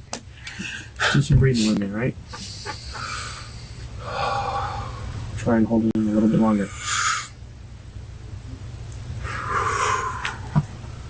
See how good that feels? There you go. Is there a possibility the dog spit the hell out of somebody? He says no. He didn't think that was the case. Not that we observed. Okay. Yeah. I was hoping. Me Take too. the DNA. You know. Anything we can get, trust me. We're looking at all ideas, and anytime you have an idea, I'm interested in it. I got to ask you a question. Sure. I should have. Okay. You can ask me whatever you want. The first day, Jamie and Captain Murphy came out to the house. Mm-hmm. I'm grateful as how they did. Thank you guys. Before they left, they said, we're going to do everything we can to catch them. Thank you so much. I appreciate you. Is that just me hanging at every single word and dissecting it afterwards? Blue Horizons at lock them up for what? The photos. The way when we say, let me answer your question. Is it generic? Is it generic? Is it generic comment? Okay. That's all it is. Because then, of course, I'm here. I picked it up hours later. Sure. And I'm thinking, was she tied up? Was she tortured? So remember how I tell you guys about the battle of the wits, right? That happens in these interrogation, cases, right? When we get to see them.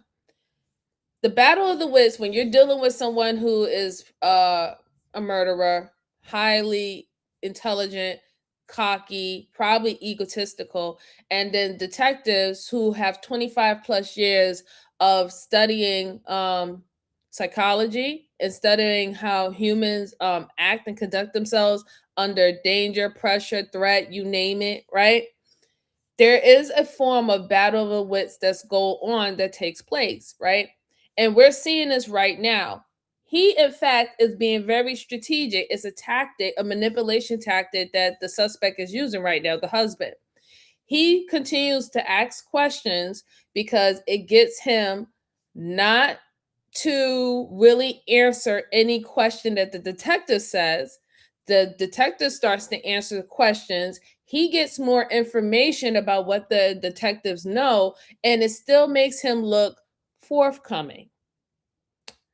The detective, however, has to now get back in control of the conversation and start asking him these questions where he can just give a direct answer if he's so quote unquote forthcoming.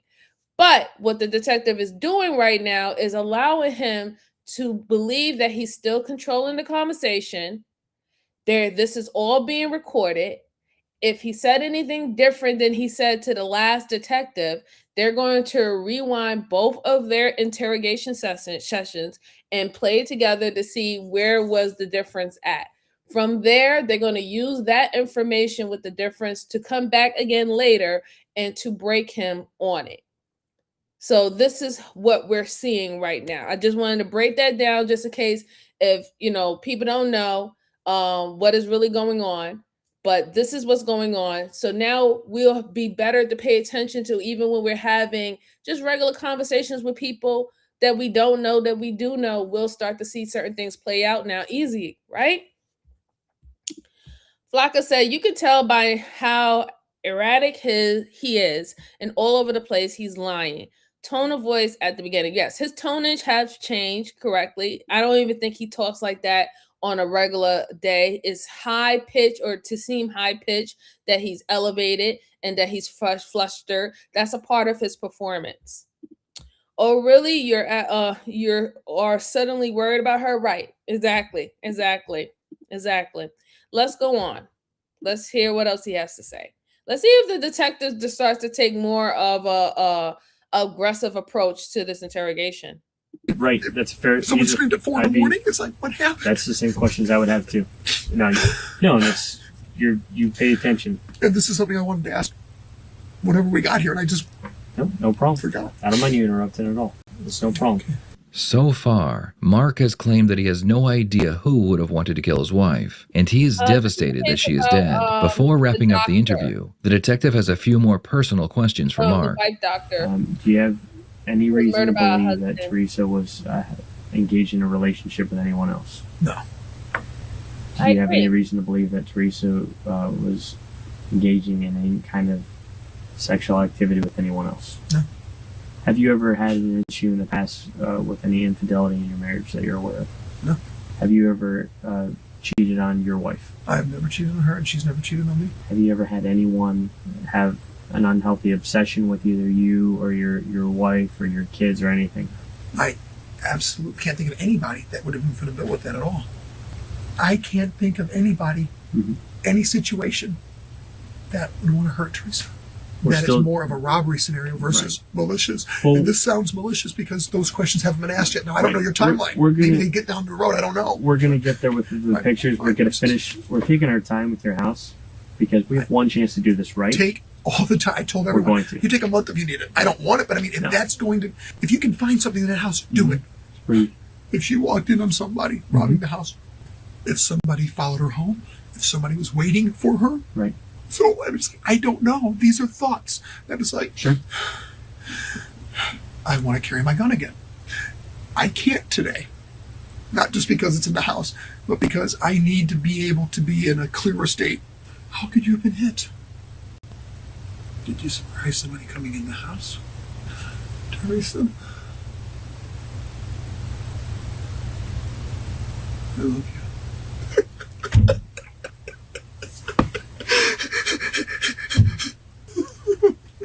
Sorry. He's getting on my nerves. I'm sorry, guys. I'm sorry. He's getting on my nerves. This fake crying and everything. And it's just me seeing how strategic he is, how he's putting little Easter eggs out there for the camera to see so they can start thinking about this, trying to harp on and lead on to it could have been a robbery. Was somebody out there waiting for her when she came in from the garage? They knew what time that she was coming home and stuff like that. He keeps on leading to that, and he's doing too much. He's doing too much. So this is not good. This is really not good. He's really annoying me. Really, really annoying me. And this whole, oh, Teresa, help me. Teresa, sir, you just found out that your wife has died. Can you at least let her transition properly before you're now asking her to do something for you? Like, my God, it's not about you, bruh. It's not about you. You not once have you even said anything about your children. Mr. Father of the Year, wasn't you a stay-at-home dad? Why are you not worrying about your kids? Why haven't you not said, you know what, I need to check on my children since they no longer have their mother anymore? And if I'm distraught, I know that they're losing it. It's been all about him and about what he should have done and what he could have done. And he should have been there and this would have never happened. But you just said that you don't know anyone that will want to harm Teresa. So why would you need to prepare for you to be there for something like this to happen if she doesn't conduct herself in a way that will really give her this possibility for something to happen?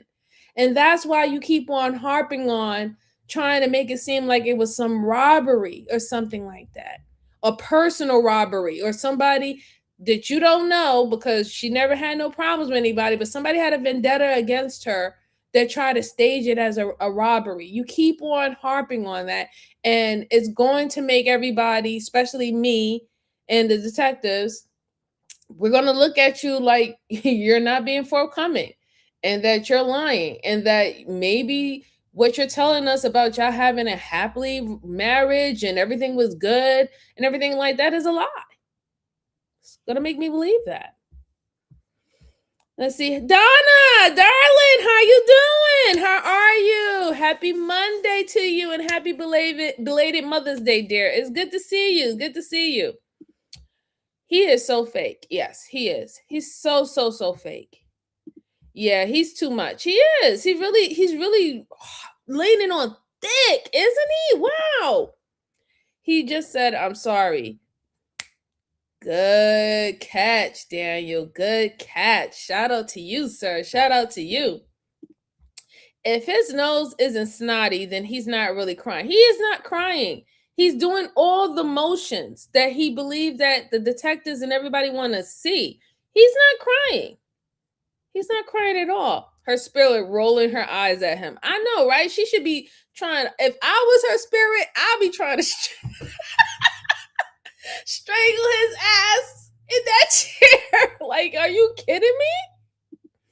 Stage Strong, how you doing, bro? It's good to see you. Good to see you. Happy Monday. Happy Monday. And happy belated Mother's Day to you and yours, sir. Yes, this is the second video. So you did miss the first one. We went over a man who unalived his ex-girlfriend and hid her body under his bedroom for 25 years. She was a missing person, and his wife and nobody didn't know. He got 40 years. We wish he got more. He didn't have no remorse, but at least an unsolved mystery was finally closed. This is the new case, the second case. We're talking about a doctor, Dr. Teresa. She was found bludgeoned to death in a hammer in her garage. And right now we're looking at interrogations from the husband, who was a stay-at-home dad.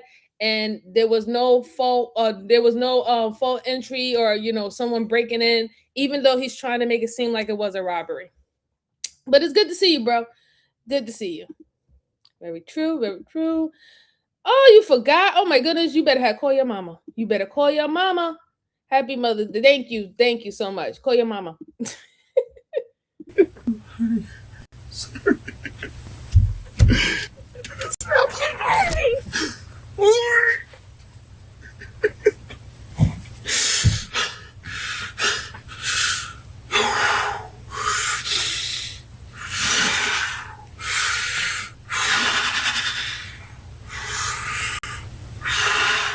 Mark was allowed to go home while the investigation continued. The police had no physical evidence, no leads, and no suspects. A week would pass, and the police would receive a phone call that would eventually lead them to two men who they believed were the killers, Curtis Wayne Wright and Jimmy Ray Rogers. This is Curtis's home, which was located in the state of Missouri, where Jimmy lived as well. Initially, both men told police that they had not been to Florida around the time of the murder, but police were able to get a search warrant for Curtis's home and his vehicles. Inside his car, police found a GPS, and it showed that not only had Curtis been to Florida, but on the day of the murder, Curtis left his home, picked up Jimmy at his residence, and together they drove to Mark and Teresa's home. Investigators also found surveillance footage from various stores, showing that they both had been in the area at the time of the murder. Detectives interview Jimmy's girlfriend, and she tells them that Jimmy had confessed to murdering Teresa with a hammer while they were both lying in bed. This was more than enough evidence for the police to arrest both Jimmy and Curtis and bring them both in for interrogation. They begin with Jimmy to see what he has to say. I think you know why I'm here. So, what I want to do is...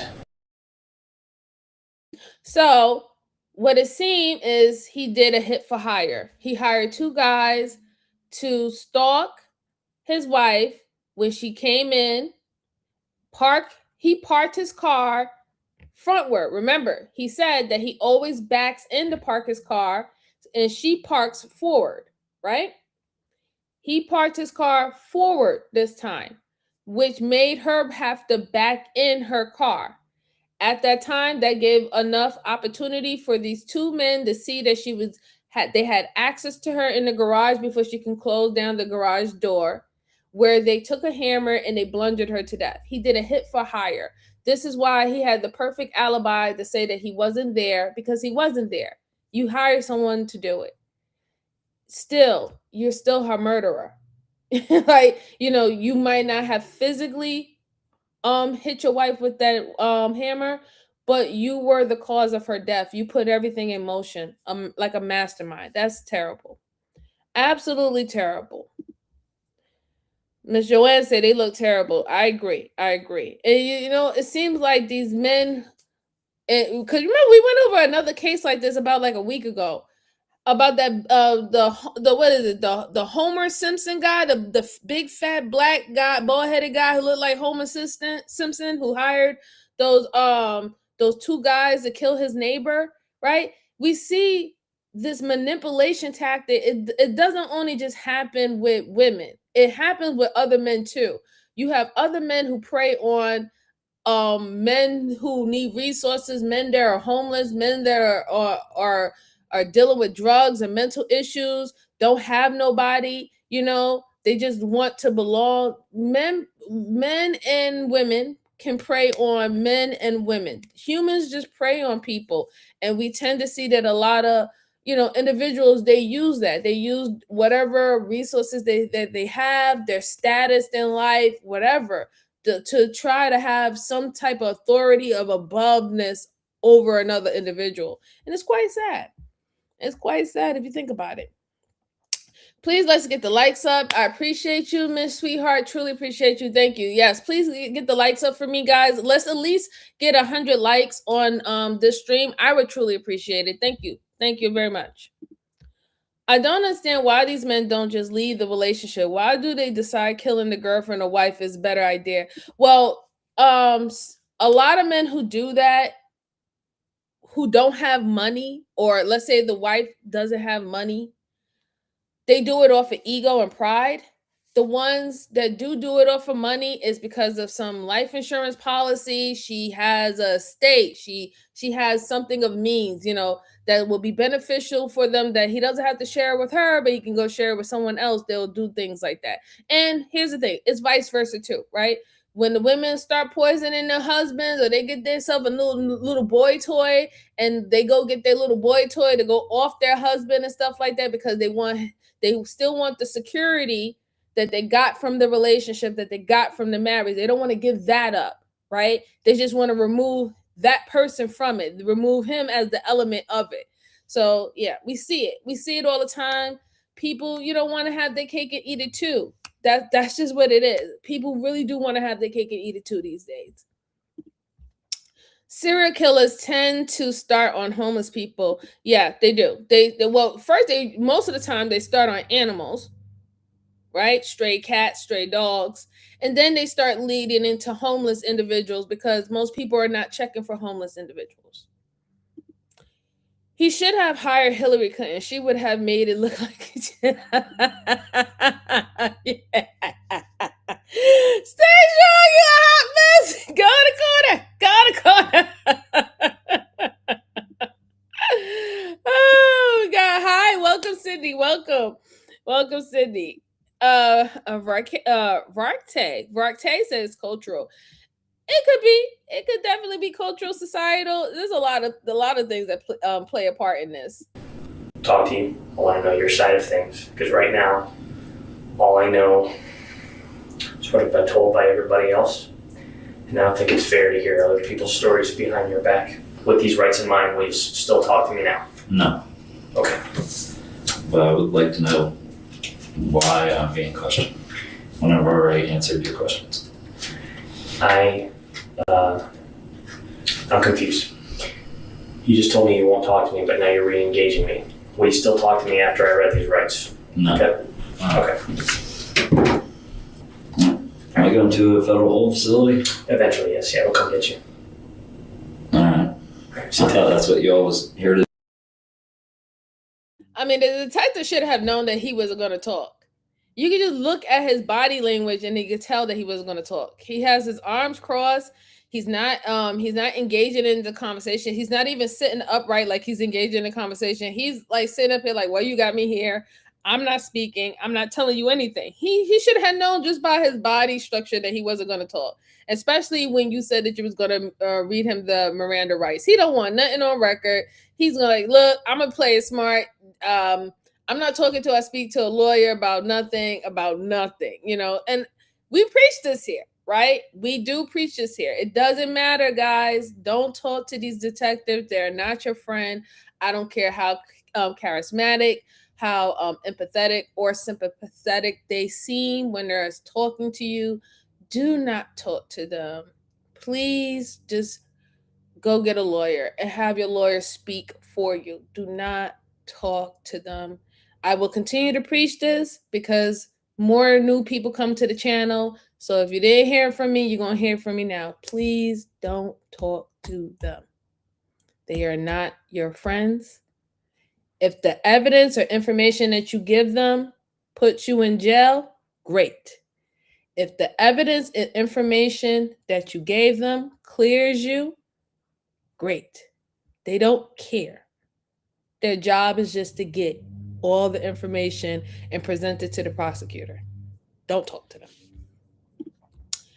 Yep, he is all clammed up. Ricky Beatty said they want them to confess. They do. They do try to talk and get them to confess. They all want that. That's a good, solid thing for a case. But in this situation, if you know that they're not speaking, then just let them just sit in bookings for a while. When you get more information and evidence that they're going to have to answer for and they start to feel the pressure, then that's when they can come back with better police tactics and get them to talk a little bit more. Or you can start to try to triangulate. If it's more than one individual that's involved in a murder, you start to triangulate them and you try to, separate and conquer. You use that tactic. It's a oldie but a goodie. It still works, right? Let's go on. No, I'm here following up on a homicide.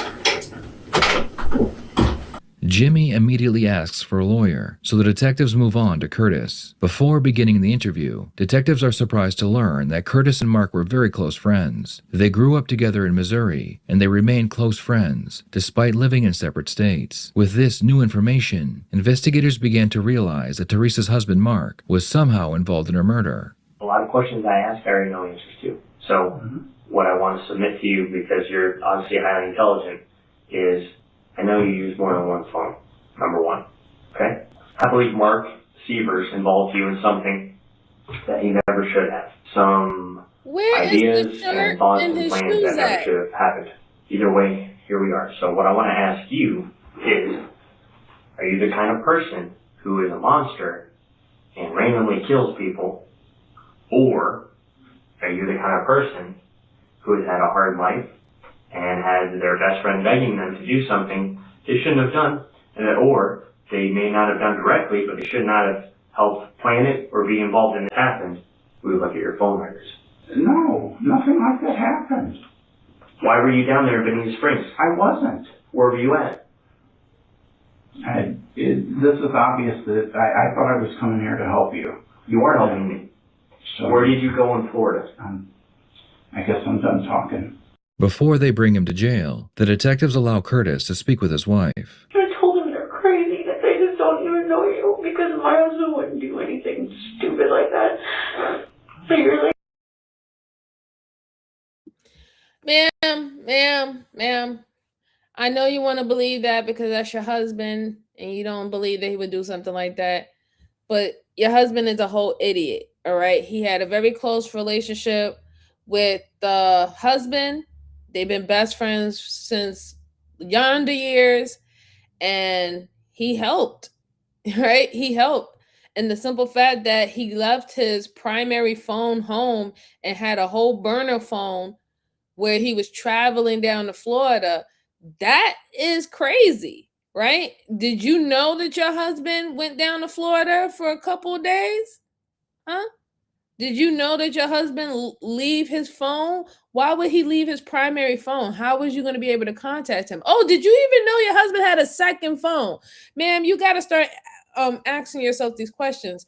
But I understand her, right? She's in her emotional she's in her emotional frame right now. This is the man that she loves. She can't believe that what's going on. He's saying that he doesn't know anything, and he just thought they was coming down to be help, and now they're asking him questions about a murder, or did he participate? So I get her stance. I really do. It's just bad, and it's sad for me because once again, we see a woman, who's head over heels in love and committed to her husband, and you really don't know this individual until something happens, until all the evidence start playing out and skeletons start coming out in the closet. You start to realize that sometimes the person that you marry is not who you thought it was. And the fact that he can have a whole straight face and hug her dearly and tightly and closely, knowing that he participated, he was involved, or he even helped facilitate a woman losing her life in her home, that says a lot. It really does. It says a lot. And I hope people start to look at it in that way. Like, why do you wonder why people are afraid, or people start looking at you crazy or psychotic, or you have demons and stuff like that? For you to be able to separate, or think that you can separate the love and the care that you have for your family and stuff like that, but then treat another human being in that despicable manner, outside of, imagine, I'm only talking about outside of protection of your family, because listen, I say you got to do whatever you got to do when it comes down to defending and protecting your family. You got to be the villain, then go ahead and be the villain, right? Because it's in protection of yourself and others.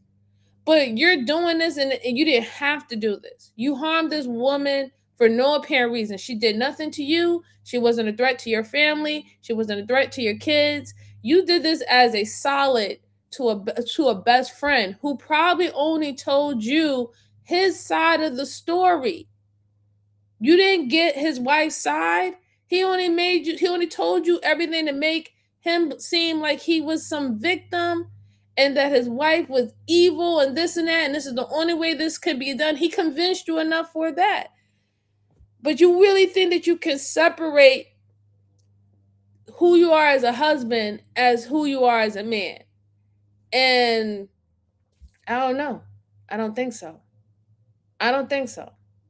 Because you being a husband is supposed to be the new representation of you as a grown man. So, that was supposed to be the next level of you reaching manhood, is that now you took on the responsibility of being a husband. So it's supposed to show in everything that you do.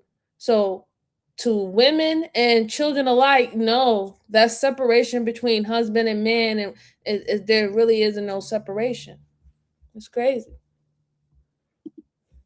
Oh, thank you, Ricky. I appreciate it, Rick. Beatty, I appreciate you. Let's see. That's crazy. So many people helped him with this. Yeah, it seems so. You really don't know people when you think you do. I agree. Can you imagine learning that your husband is this monster? Just awful to have your whole married life turn out to be this evil. That poor lady. I agree. What about the life insurance? We're gonna find out because it might have life insurance involved. And just like someone mentioned earlier in the chat, they wanted to pay closer look to the mom, to the sister and the husband, because remember the sister came in laying it on thick, telling all this personal information in detail about their marriage. She knew way more than just a regular, chit chat with her sister about what's going on. It looked like she was getting details, or she was being fed something to someone that she was having intimate relationships with. So we have that there to go for it. The most wonderful, gentle, awesome person I've ever met in my life. I just don't understand. I don't understand how anyone could think anything like that about you. They don't know me, sweetie. They're just doing what they think's right. They'll figure it out. Neither Curtis nor Jimmy would give detectives what they wanted, but there was more than enough evidence available for both men to be charged with first-degree murder. While Curtis was sitting in jail awaiting trial, he made a deal with the prosecution. In exchange for his testimony against Mark Sievers and Jimmy Rogers, he could plead guilty to the reduced charge of second-degree murder. So take your time, start from the very beginning, and try and give us everything you got right up until the time that you're arrested. Mark and I have been friends most of our life. Mark and I talked privately, and he mentioned that, having problems. After we had talked about the problems that they were having, he asked me about a hypothetical situation, if I knew anybody that, would be willing to help him. Curtis would finish his story in front of a jury during Mark's trial. Mark had finally been arrested in connection with his wife's murder, and Curtis's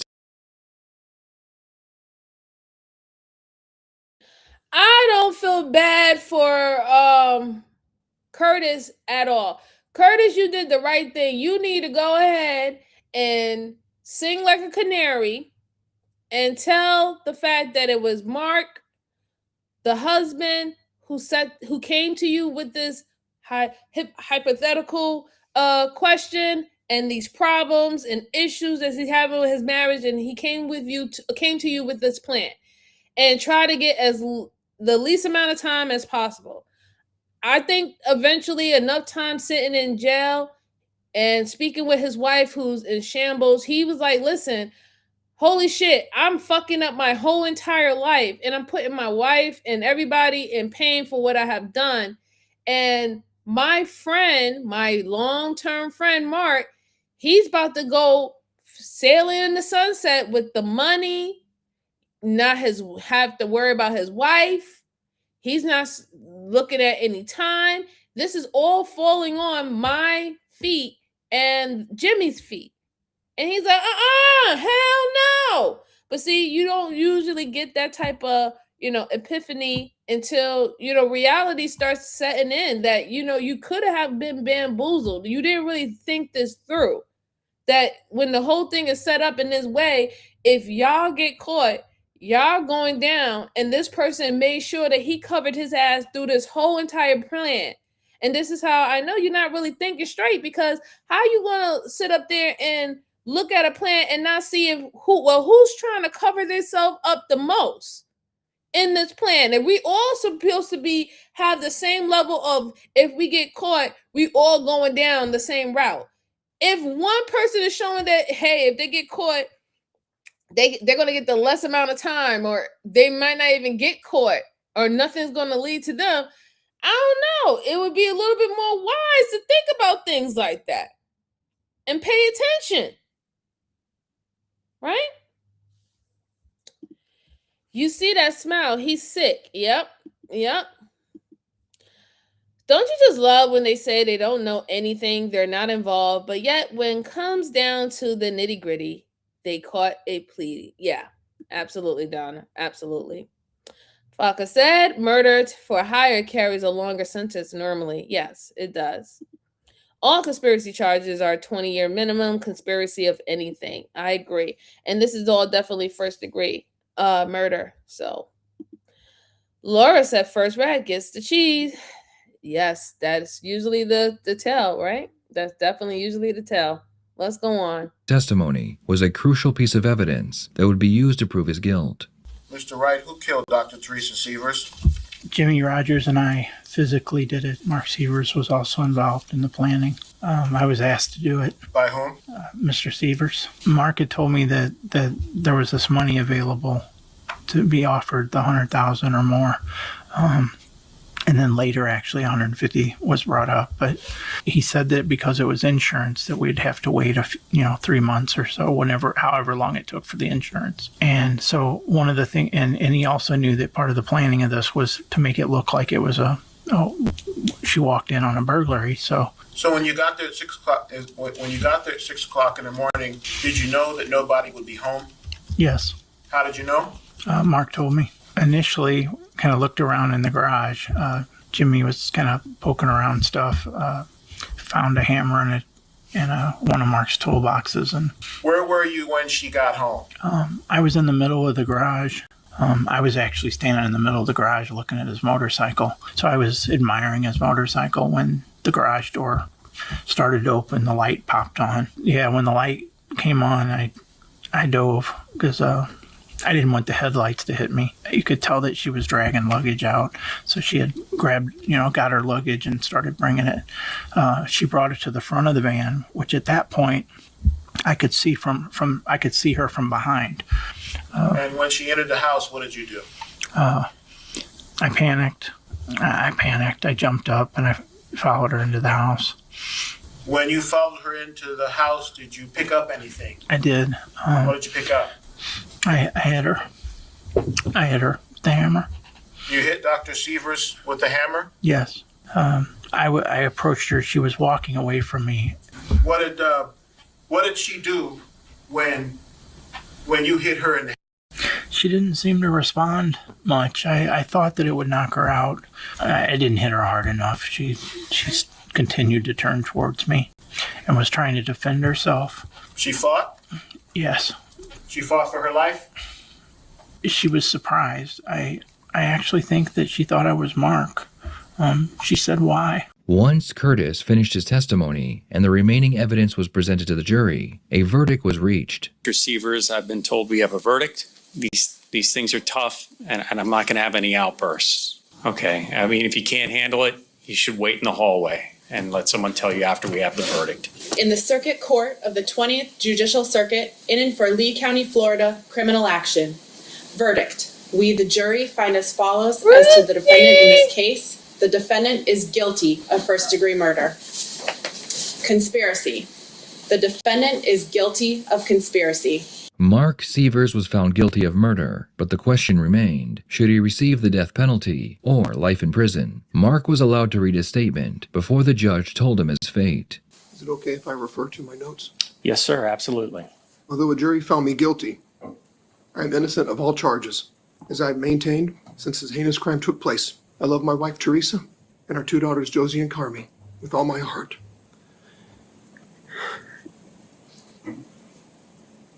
Our girls have tragically lost their mommy, and now they are about to lose their daddy as well. Therefore, I respectfully ask the court for life, as not to compound their loss and suffering. I am grateful, however, that the court can only determine my fate on earth while my soul is in God's hands, and God knows the truth. Although I cannot feel remorse for something I had absolutely nothing to do with, I am deeply saddened that Teresa was taken from us. Teresa is my soulmate. I will miss her and cherish her memories until we are reunited in heaven. Until then, I will fight this wrongful conviction until I am proven innocent and set free to rejoin my family. Despite his pleas for mercy, Mark was sentenced to death. Because Curtis cooperated with the prosecution, he was sentenced to 25 years in prison. This left Jimmy, and even though he didn't murder Teresa, the judge believed that he deserved life in prison. Mr. Rogers, is there anything you'd like to say prior to sentencing, sir? No, sir. Mr. Rogers and Mr. Severs have been found guilty of different offenses, so they can't really be compared either at this point. So they're all 3 separate and distinct, and I don't think they can really be compared as far as punishment goes. I guess it is somewhat of a conflicted verdict, given the fact he's been found guilty of murder as a principal, but without a weapon. But a weapon clearly was used. And I don't know if that was an attempt by the jury to, because they feel your client was taken advantage of because he's younger, or they felt he wasn't as culpable or as involved, or that they didn't like the fact that Mr.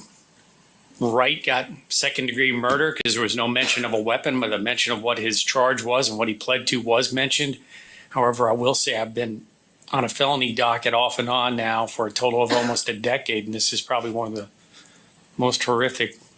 I can only think of two that might be worse that I've actually had, and that's arguable. And the fact that even if it is as a principal, that he picked those suits out and he got the duct tape and he drove all the way down to Florida with that given time to either bag out of the plan or to not be involved anymore. He didn't. I am going to sentence him as a PRR. I am going to adjudicate him guilty of both counts. For the misdemeanor, it's credit for time served. There is a life sentence is warranted, and as a PRR is warranted. His involvement, I think a life sentence even without the PRR would be warranted. Jimmy would receive life in prison for helping Curtis and Mark kill Mark's wife. As far as why Mark wanted to kill his wife, that can be broken down to two factors: money and marital problems. Mark stood to gain not only all of his wife's money and assets, but also a substantial life insurance policy. Their marriage was on the brink of divorce, and Mark was about to lose everything that Teresa had given him. To this day, Mark continues fighting his murder conviction, as well as his death sentence. Teresa Severs was not just a victim in a tragic case. She was a brilliant physician, a devoted mother, and a woman on the verge of doing something truly meaningful in the world. I would love to hear your thoughts on this case, so please share them in the comments below. This was the scene at a speed. This case was very interesting, very, very interesting. I'm glad I was able to review it.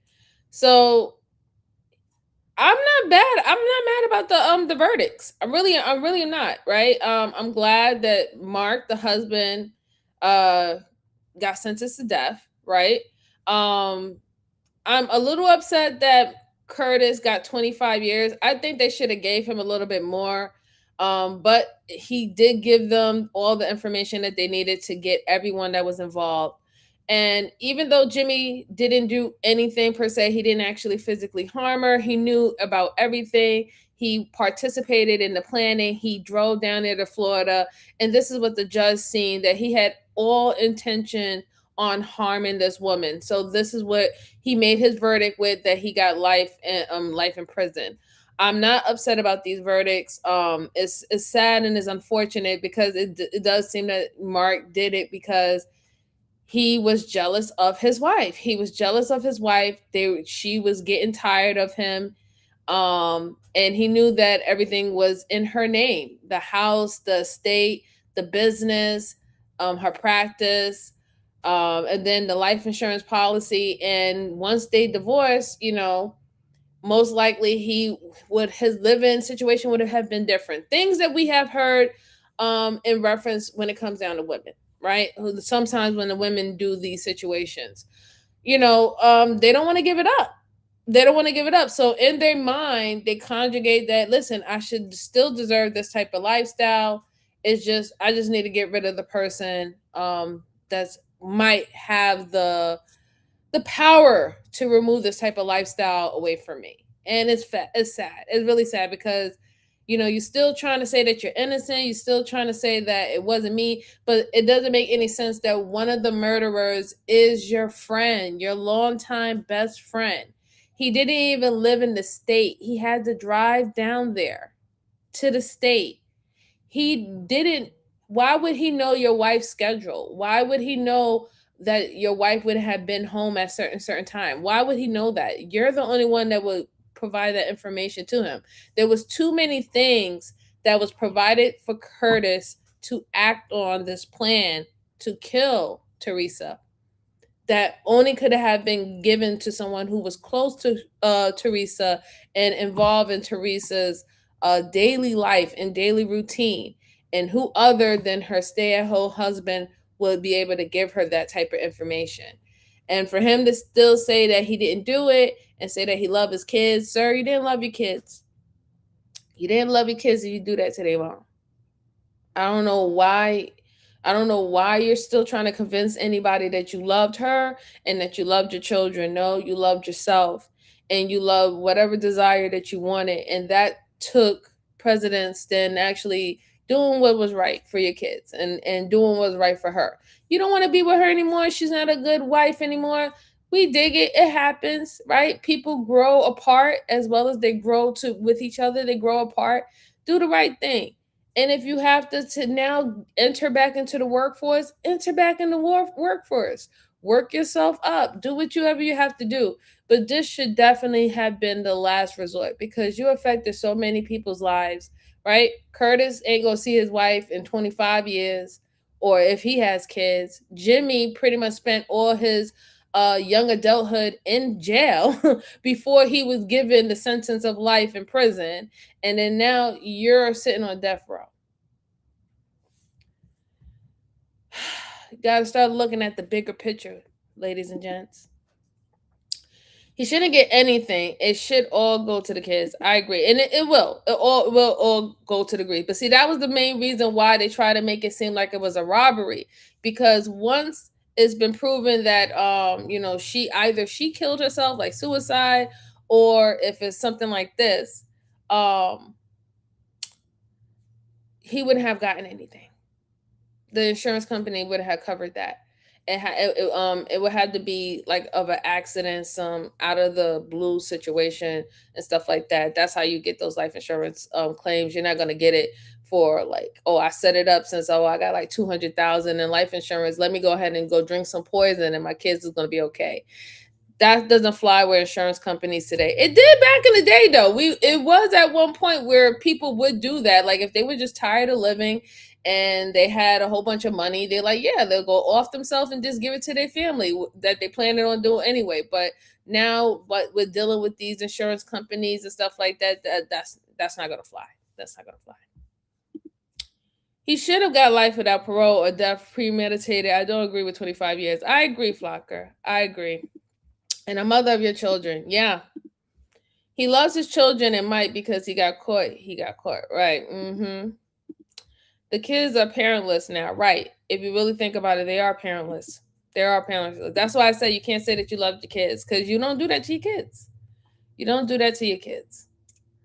All right. So, guys, I have one more case for you. Make sure we hit the like button. I truly appreciate everybody who's been rocking out with me for so far on this good Monday after Mother's Day weekend. Truly appreciate it. Hit the like button. Share this out to anyone who's interested in these type of cases, cold cases, old cases, new cases, you name it. We do it over here.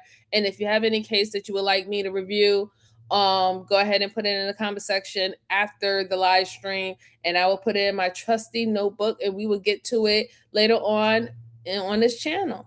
So let's see. Oh, Brucey, my darling Brucey, who's been a member for 3 months. He said, love your channel, MJ. Always a fun day. I appreciate it. I appreciate it.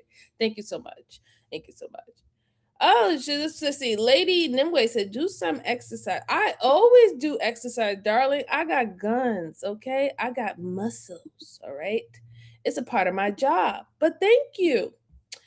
Anyway, the last case that I have for you is about a young man. A young man did something unthinkable after he used ChatGPT. Remember I'm telling you that this GPT or this AI stuff is going to get people in a whole lot of trouble, especially if they have demonic ideas and minds of things that they want to do. They're going to get themselves cut up by using these things. So I thought it was interesting. It's very short, but we're going to get into it. Let me go ahead and pull my screen up, and here we go. All right.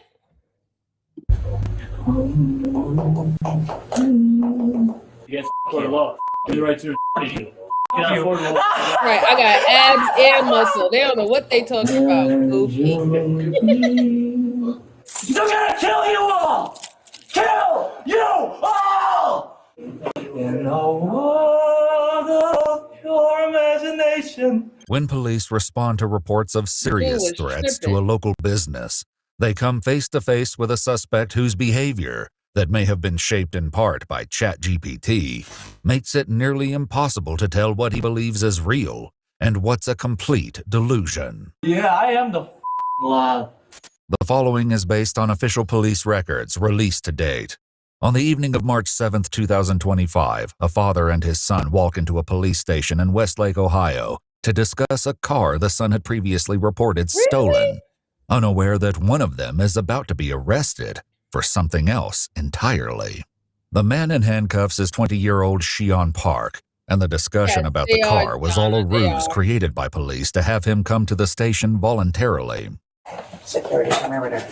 No weapons, guns, knives, sprays, anything, or electric gun. Don't step back. You step back with me. You're entering your death. The urgency to bring Shion to the station stemmed from a call earlier that night, when police were summoned to the Mark's grocery store where he works. According to reports, a co-worker from the store showed police text messages from Shion in which he threatened to kill everyone at the store the next day, while also calling himself Lord Shiva. You know why you're here? Because I want to kill you all in 12 p.m.? Oh, I don't know. What's the time? Hey. 11 o'clock. It's not 11 o'clock, Hey. you dumb Listen. Oh, Shut it's the 10:57. Shut the up. I did not ask you. I don't give a who you asked. Hey, you're under arrest. You have the right to remain silent. Anything you say can will be used against you for the law. You have the right to you. Oh man, I am the law, you dumb. Yeah, I see you. Yeah, I am the law. Jesus. Oh, Jesus can't save you, buddy. As Shion continues acting in a completely unpredictable manner with the officers, his father calls his other son from the lobby, hoping he can help communicate with officers. I live in North Homestead, so I'm not too far, but I was just wondering what happened.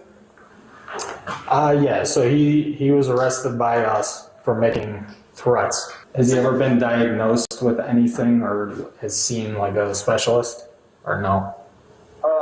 I think the only thing he's been diagnosed with like ADHD, to be honest. Okay. Oh, so wonderful. So wonderful is this life. He's not going to do anything, and he hasn't done anything like that. He said a couple weird things to me too. I told him to stop, and he did. But his brother no longer seems to be the one he's listening to. According to police reports, detectives later uncovered conversations between Shion and ChatGPT discussing his plans at Mark's, where he refers to March 8th as Judgment Day. Investigators noted that during the course of the conversations, replies from the AI chatbot seemed to empower and validate Shion's opinions. Ooh, I like that. Woo! Woo, that makes me a little happy. Because I know what you've done for those children. Oh, you're planning to kill me? You're planning to drug me? Oh, that's so nice of you. That's so nice. They're gonna kill you all. Kill you all at 12. I'm never late. You got an hour. Little less than an hour, about 9 minutes. It's a little less than an hour, and you're supposed to say it's a little less because that's the last time you're ever gonna breathe. No, I think that was. Oh, no, I'm still breathing. Oh, crazy. I thank you so much. If you shake my hand, I will free you from your agony. But I know.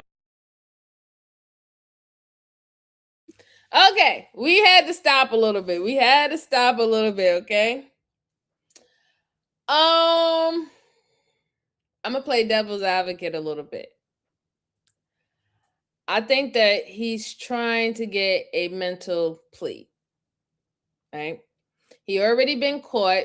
They have everything on ChatGPT. They have everything that he wrote and stuff like that. All the plans that he's planning out to unalive him. He's doing all these threats to the cops and stuff like that, knowing that he doesn't have a weapon on him. They checked him. He's literally chained to the table. He's not harming nobody. He's just barking, right? I really do believe that he's going for a mental plea. And he's putting it on thick because to him, he's like, I gotta be insane if I'm sitting up here threatening officers, threatening officers' lives and stuff like that while I'm in a while I'm chained up and everything and talking about I'm killing everybody and killing this and killing that. He gotta be a Looney Tune, right? So I think that's what it is. I'm not really sure that he actually has any mental issues. I just think that he's very clever that, if you lay it on that if you would say something stupid like that, something, you'll have to deal with the consequences, especially all the threats. That's what I believe. I think he's just laying it on thick because that's his only choice, right? He won't go to Gen Pop if he's find out to be, not mentally stable. Let's see. He's 100% psychotic. Lord ADS said, this is what happens when you spare the rod. People are using apps to get our kids. That is true. That is definitely true. 100%. He's trying to play the insanity plea. Yep, that's what I believe. And that's what happens when you don't season your Matt. Go in the corner. Go in the corner, Matt. The bird people are coming. Hi, what's happening in this? We're looking at a man like going that shit crazy after writing threats and plotting with ChatGPT how he could take out a school and things of that sort. He's lucky he doesn't catch another charge. I agree, but I think he might. Flocka said assault is just acting, yelling, threatening, and battery is the actual physicality of hitting. Right. Yeah, the acting today been over the top, haven't it, right? I picked some good cases on performance, right? We have some good cases today on performers. But let's go on. Let's see his craziness. You won't shake my hand because you would never shake someone's hand. I shake plenty of people's hands. Can you shake my hand? I just ain't shaking yours. Your life depends on it. No, it doesn't. I guarantee you have no bearing on my life. 2, 1. Thank you. And I love you. I love you very much. Good.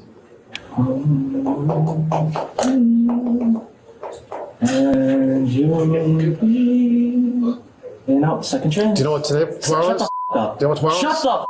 I was not speaking to you. And you'll be in a world of pure imagination.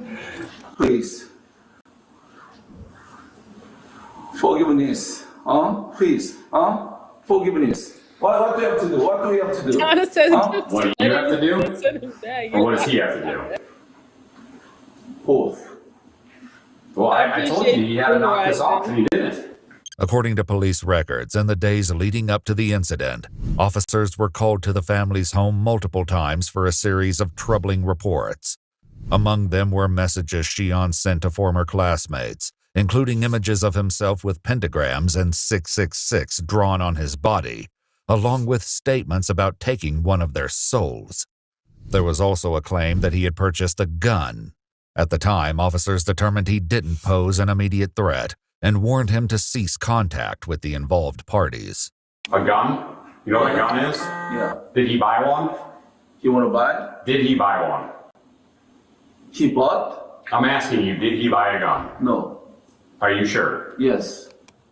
He had something going for him, he was doing golfing calls and all that, but all of that went really bad, and ever since then he's just been having a really difficult time accepting that it's gone really bad. You can't do anything to me. Sit down. There's no fear? None. Stop, I love it. Don't do it again. Don't touch me. Don't touch me.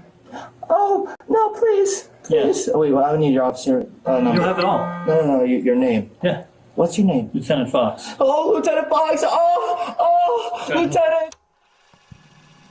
Shut the up, Lieutenant. Get the out of my sight, little. Can you be a good dog and give me a drink? No, don't think so. Why do you ask why? It's because you just spit on. I'm speaking. No, I'll speak whenever the I want to. Okay? You won't. I will speak whenever the I choose to. Look at me. Look at me! Tell me. Do you think you intimidate me, dude? No, I don't. Good, because you don't. Don't you dare look at me. It's funny, right? You will be forgiven for laughing. And you're gonna see what I can do. Thank God. This dude is tripping. Yo, like, did he just like lose? He lost all the decorum because you got your heart broken because the relationship ended? Did one of your classmates smash your girl and then she ended up leaving with him?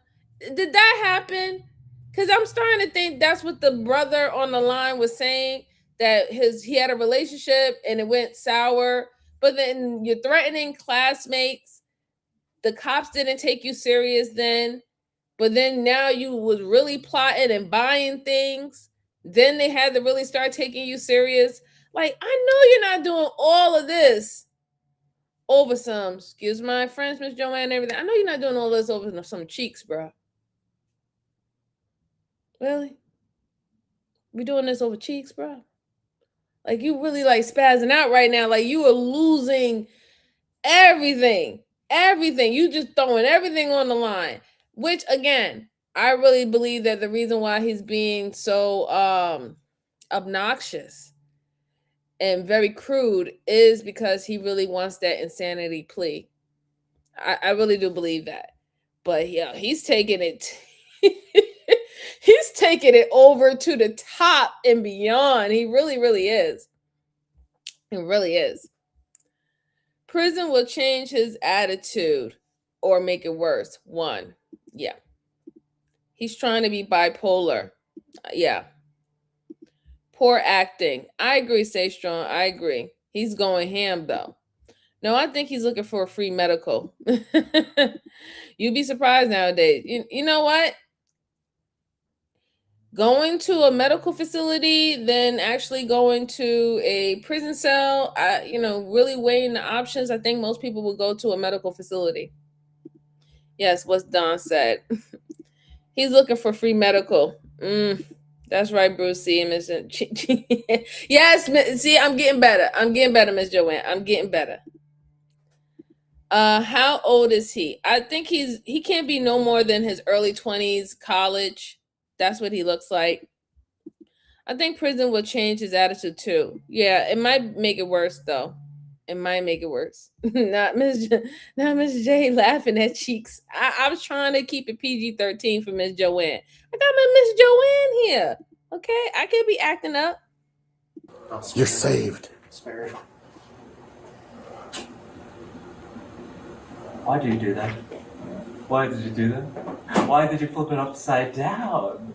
Because you're gonna die. And you, especially, officer, on the computer.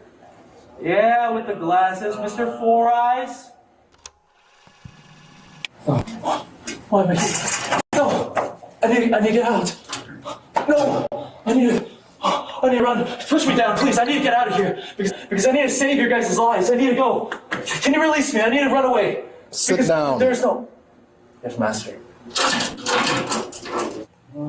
Wait, do you guys like Logan Paul? Jake Paul or Logan Paul? Go. What's your social? I don't know my social, you dumb. How many orgies have you guys been in? You 4. Tell me. He just needs like therapy right now. Although the family believes Shion is harmless, officers still have a duty to determine the credibility of his reported threats. You keep saying March 8th at 12 o'clock. What's the significance? Nothing's gonna happen, guys. It's all a act. Look into my eyes and lie like I lie. You're safe. What's your problem with people on marks? Is that what you said? You want to kill them all? Yeah, but then they'll die. Again, you're supposed to torture me today. And you don't choose to torture me, I'm literally gonna kill you all. This is the last chance. If you don't shoot me right now, I'm gonna kill you all. And if you don't kill me right now, I'm gonna kill you all. 5. No, dude, this is the place where I'll be awakened, you idiots. I need you to take it off with me, because I'm not gonna do it. Good boy. As the officers get Shion dressed into his new county-appointed wardrobe, a revelation seems to wash over him. Oh, wait, am I gonna go to prison? My children will kill you all. Let's go! No way I'm gonna do this with you guys. Let's go. Don't touch me, you little. According to police reports, once in his cell, Shion continued his volatile behavior, removing his clothes, piling them in a corner, and urinating on them. He danced, screamed, sang, and shadowboxed, and at one point attempted to break the cell's surveillance camera. He also stuffed his bedsheet into the toilet, flooding the cell. Eventually, as he began to calm down, Shion requested a Bible. A search of the father's car and Shion's bedroom was completed, but no weapon was ever found. A correction officer reported the day after his arrest, Shion admitted to him that he consumed shrooms the day before and had no recollection of the previous night.